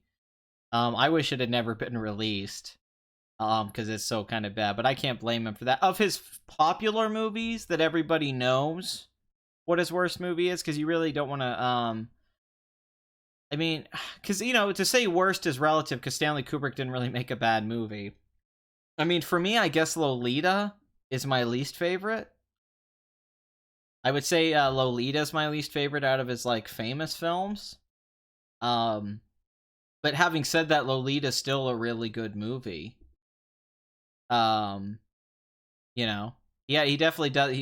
But that would probably be, in my opinion, the worst one. Although David Lynch really likes that film, and he can see why, I think. What are some things to keep in mind when editing? Editing's a very subjective experience. The moon landing, that's hilarious. I don't. That's a broad question. Editing's very specific, and it's very emotional based with your instincts. Prioritizing, keeping your stuff cataloged, keeping your things separated, making sure that this is here and not messing it up. Having a clear plan. You know, like, this is when I'm keeping this here and I'm keeping this here. You know, not overthinking things. If you think a cut works and you like the feel of it and it feels right, don't overthink it and keep editing it until you take the thing out of it that made the scene work to begin with. When you take out kind of the spontaneity and the organic thing that came out of the scene, don't over edit it, because you might lose something in that because you'll get too caught up in trying to get perfection. Sometimes a flaw, something you can't edit out or fix, is actually something that you should just keep in there, because if the scene's working, it's like if the actors are making the scene work, like the line delivery and the emotion comes across better, but you could see a better cut technically, sometimes it's better to keep the flawed cut, because the scene works better without it, and people can overlook the flaw. An example would be Christopher Nolan's Dark Knight. The shot where the Joker takes the mask off. and says, I think what makes you stranger, the opening scene. That shot's out of focus. That's an out of focus shot with the IMAX camera. So they went and reshot it to get it in focus. And then when Nolan was in the editing room, he realized that the take wasn't as good with the focus shot. He couldn't get just the line delivery wasn't as good as the out of focus one. So they kept the out of focus shot. And nobody really cares in the movie that there's this out of focus shot at the beginning. And honestly, it almost adds a dimension to the film. Like maybe the Joker's plan hasn't come into focus yet. The character himself isn't in focus yet. Maybe that's kind of how he's being seen. Maybe it's just the light falling. It's almost more interesting, but it's technically flawed. It's an out of focus shot, but they keep it because of the Ledger's line delivery. There's things like that in movies. There's the famous one in Casino where you clearly see the camera move. But the acting in the scene is so great. Scorsese just kept. Scorsese does this a lot, actually, where he'll have bad continuity. Where you watch his movies, the continuity's terrible, but he likes specific takes because he likes the performance and mood. So him and Thelma Shoemaker, they actually cut his movies without caring about continuity, and it's throughout all of his films. His films have really bad continuity most of the time. But he likes to edit that way. So with editing, look for what's the best take, the best thing you got, not necessarily what's technically the best thing.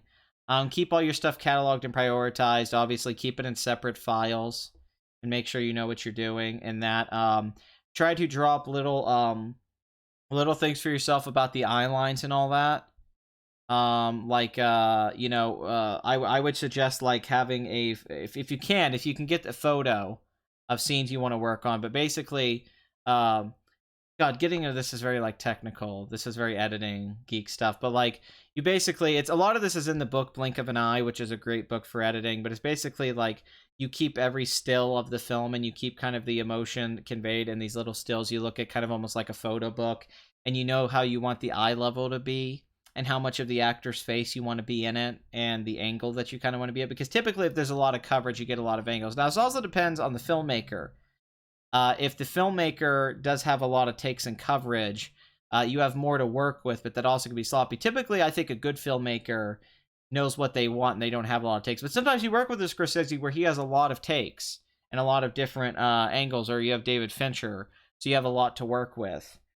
So to prioritize that stuff, you kind of need to have a consistency with how you put people's eye level or where you like the camera placement to be to create a consistency. Editing's about creating a coherence for the story. To where somebody gives you a collection of scenes, and the scenes themselves individually usually have a beginning, middle, and end. But then you have to transition them into the next scene to make there be a flow, and that's what creates tone and pacing. Now, the director does this too, but your job as an editor to make this even better. This is thought up in pre-production, then in filming, and then there's 3 steps to it. But all of this is trying to create tone and pacing. And, you have a mood, and your job as an editor is to keep the tone consistent and to keep the pacing the way that the filmmaker wants it. So for instance, let's say that you have a scene that has an abrupt cut. It goes from something where there's a lot of information, and then you abruptly cut to something that's more quiet. You would have to think, where do I place this, and is this necessary? And do I use a match cut to smooth this out? And a match cut is where you cut to something that's similar, like somebody's opening a door, and then the next cut would be somebody coming in through the door, something like that with their hand. You would show the hands on both scenes like that. Or you would use something like cross-cutting, which would be you're cutting to 2 different things happening at the same time. So you're cutting to one person walking to a place while you're cutting to one person leaving a place. Or you do something I really like, which is the insert shot. But a director has to give you these, but they're very useful. They use these a lot in New Hope, where, you have a scene that's not really working, or it's too much of one shot, like 2 people talking. But then you have a shot of somebody doing something with their hands or something in the room that kind of works, and you insert that shot while keeping the audio track playing over. So if the audio track's playing over, you'll see insert shots a lot in movies. A lot of the time when a director makes a movie, he gets a lot of inserts, and it makes it easier for the editor. Like a Taxi Driver, when Travis is doing the stuff in the cab, like turning, like flipping things and going. A lot of that's insert shots, but you cut it up with the stuff to create kind of a flow. So you break the the monotony of a scene. It's a way to break up a scene. But the main mindset, I would say, if you're editing something, is just to have the right mindset of what you're editing and how you need to edit it, to have perspective, to trust your instincts, that your instincts are right, and to try to create a coherence. So the way to do that is to keep your stuff cataloged together and to keep almost that photo thing. Now with digital editing, you can see the images usually that you're editing the scenes kind of in these little files that show you the images. So it's good to really look at those and think about it in so many ways. But editing is a very complex thing. There's a lot to it, especially when you're editing a story. It's a lot easier to edit like a YouTube video or other people's stuff, but when you're editing something and you're having to create something, like a mood, like my video, the An Unheard Whisper That's Understood, right? At the end of the movie, the two characters hug. And that scene's really long, but, I cut it up to match what I'm saying. So when she's hugging him, I say that line, it's something that we all feel as human beings. So when they're hugging each other, you see her holding him, so that kind of conveys what I'm saying. It's something we all feel as human beings. The two of them are feeling something, and her aching, that feeling kind of conveys that. Then I cut very quickly to Bill Murray's character and what the movie really is, what it's about. And then he starts to whisper, and I say An Unheard Whisper. Now, that whisper goes on a lot longer in the actual scene. And then I say That's Understood. And when I say that, we cut back to her with her eyes open because she is understanding it. She is now, I'm not saying that's what she's saying in the movie, but that's what I'm conveying for the audience. Her emotion is matching my commentary. She's looking with her eyes open, understanding something, kind of making my point with me with the image from the movie. An unheard whisper, you see him whispering, there you go, that's understood. And then her eyes, it's understood, and it looks like she understands it. So it's conveying the emotion visually by cutting the scene down to match my words.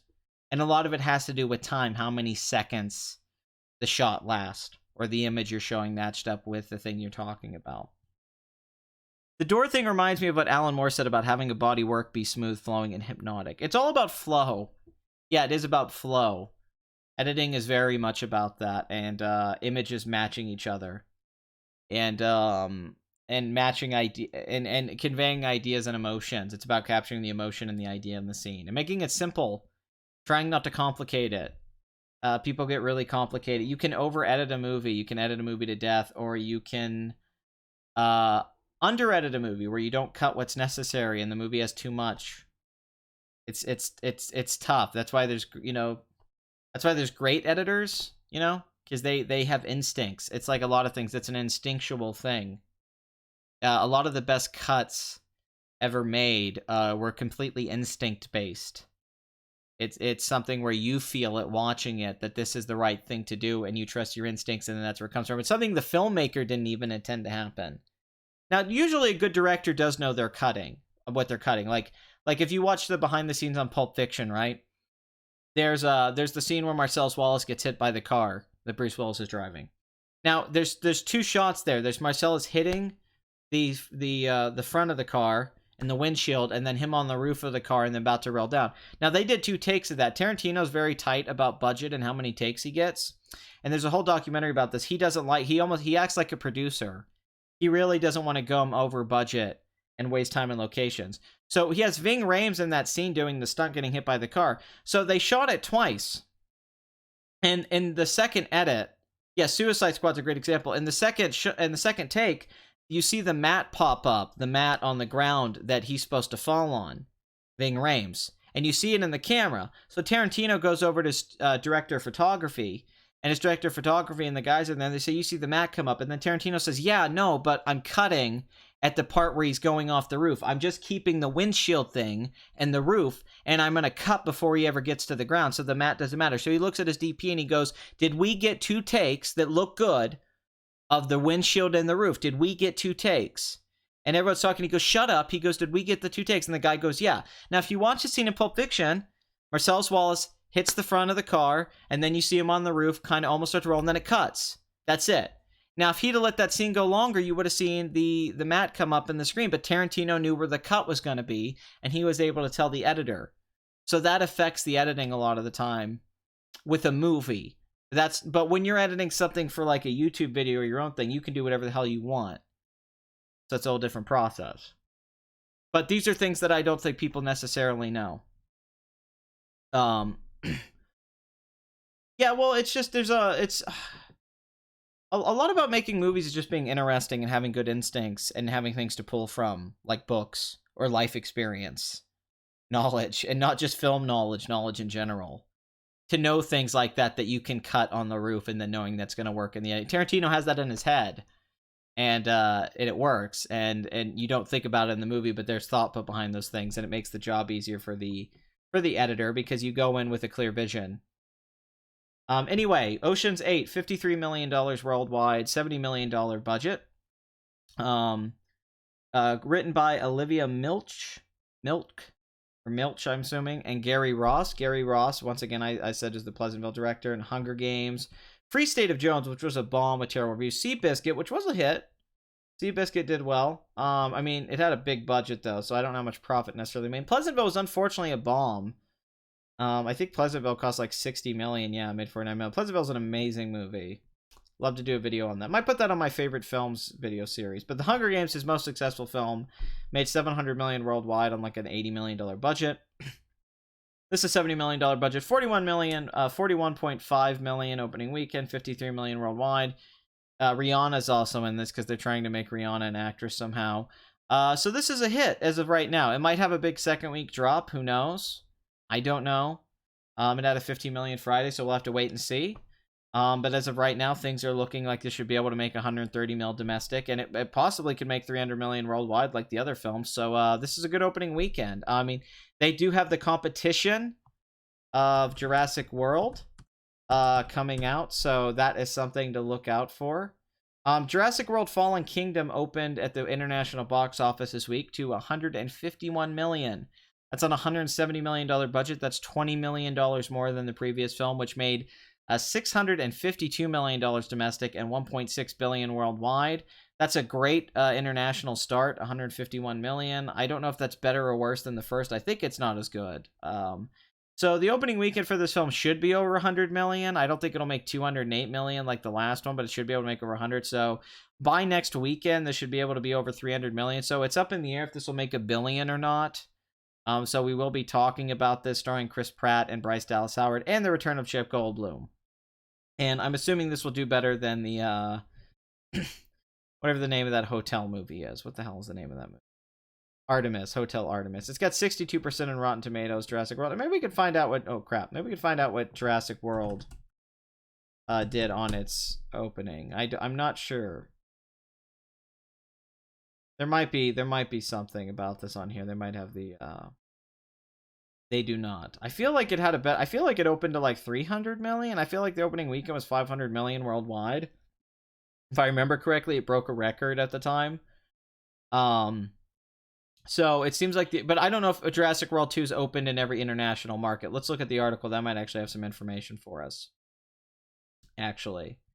Yeah, let's see. The last two Oceans films had a 3.2 multiplier, which would put Oceans 8 domestic run over 230 million, which is what I said. I think it'll make 130 million, and has a B+ cinema score. Let's see what they say about Jurassic World. Come on. Where's that? Okay, Jurassic World in 48 markets, 2 weeks ahead of the film's domestic debut. So we have a couple weeks where it grossed an estimated 151 million. The film chopped the charts in all 48 markets, included the studio's largest opening all time in Hong Kong. And there's no say about that. Okay, so next weekend we have Incredibles 2 opening at 4,200 theaters, and the comedy Tag in 3,300, which I think might be a surprise hit. That could open at 20 million. I don't know. Incredibles 2 is tracking, keeps going up. First it was 110 million, then it was under 20. Now it's at 150. Finding Dory opened to 135 million.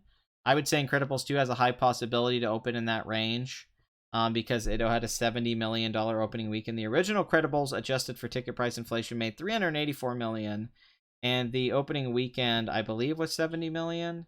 Yes, it was 70 million. So it's believable that this film could open to 140 million, if not more. The reviews, the early word of mouth is great. A lot of people are saying it's like a Toy Story 2. It's a great sequel, so who knows?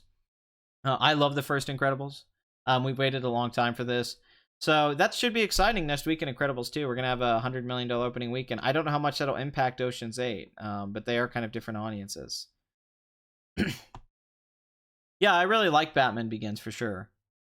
That's for sure. Really good. Let's see. Batman Begins is the last truly great superhero movie. I mean, I don't agree with that totally. I think there's been some really good superhero movies since then, but it's one of my favorites. I definitely think Batman Begins is one of my favorites. One of Nolan's most entertaining films.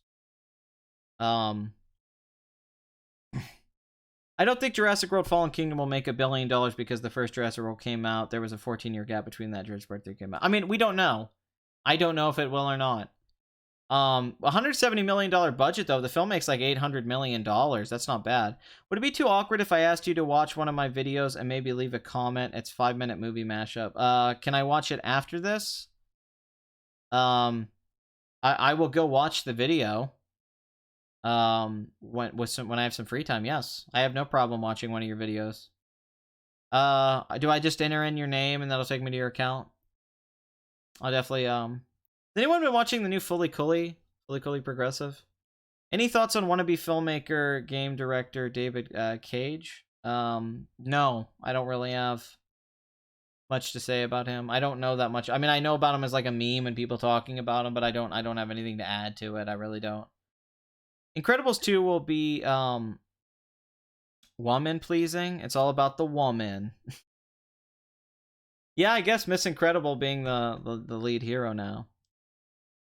Have you watched Rebel Taxi? He's a YouTuber, did a great Incredibles video that showed the No, I haven't. But I'll look that up. Thank you for telling me that. I do hope Jurassic World Fallen Kingdom is good, and if it's good, I will hope it does well. Yeah, I hated the first Jurassic World, so I don't have a lot of high hopes. I really don't like the first movie at all.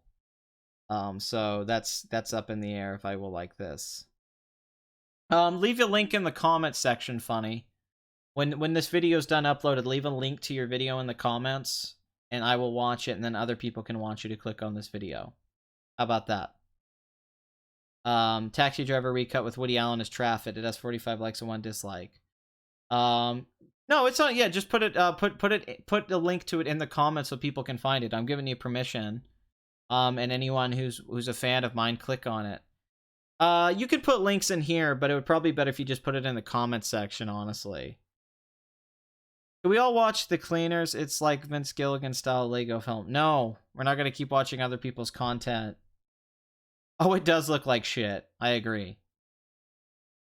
Bathory, it does for sure. All right, you guys have any final questions? I want to wrap the show up here because we're at 2 hours and 20 minutes, and I do not want to do another 3-hour show. Last week was the 3-hour show, and the last few weeks have been 3. I mean, Solo was 3 hours. The other Solo was 3 hours. I've been doing 3-hour shows. I'd like to do one that's under 2.5 hours. I really wanted to do a shorter show today that was like 2 hours. We've already gone way longer than I wanted.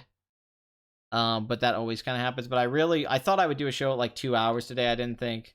It's okay. FLC Progress is okay. It's not bad, but I wasn't expecting to go 2 hours and 20 minutes. Although I thought we had a really interesting conversation today. I really liked the editing talk. I thought the 2001 discussion was fun. I'm not like angry. I think that's an interesting conversation to have. I think we actually had some really interesting. We talked about movies more today than the box office, but we really got in depth on some stuff. We talked about sci-fi. We talked about all these different movies. That was really fun. I thought this was a very it was very analytical, but I thought it was a very informative show. I thought we had a good dialogue today. And less of it was a little less jokey than normal. I know typically I make more jokes and bits, and it's more about making fun of stuff and going on rants and all that. But every box office addict's different. They're not all the same. So yeah, he did have potential to be a great Batman. I agree with that. All right, well, that's it for this episode, guys. Thank you for watching Box Office Addict. I hope you guys had a good time. I'm sorry this was a little bit more serious of an episode. But like I said, they're all the same. But I'll see you next week for episode 48, Incredibles 2. Maybe we'll have more fun with that. We can talk about that movie. I'm definitely gonna go see Incredibles 2. And we got Jurassic World coming out, so we got a lot of movies to talk about. I'm excited. I'll try to have more reviews up for the channel this week. Maybe some more essay videos like that, and hopefully I can do some more collaborations like I did with David Stewart to give you guys some more content like that, because I really like going in that direction. Would you watch my content, Pat? It's not great. Sure. I'll be the best content on YouTube. I can't guarantee. Well, that's fine, dude. I'll watch your content. Yeah. No big deal. I watch people's stuff. Hey, once again, thank you, Bathory, my moderator, for always being here. The great Bathory. my blood countess. She keeps the mood of the chat. I think she kind of sets the mood, and that's really important. And you guys are one of the best communities. Somebody left a comment talking about how my channel suffered from not staying in the culture war. And it was from this guy, Alex, and I really appreciated his comment. I'm not upset, but he said that, you know, these other channels are getting bigger than me because they're fighting the culture war, culture war.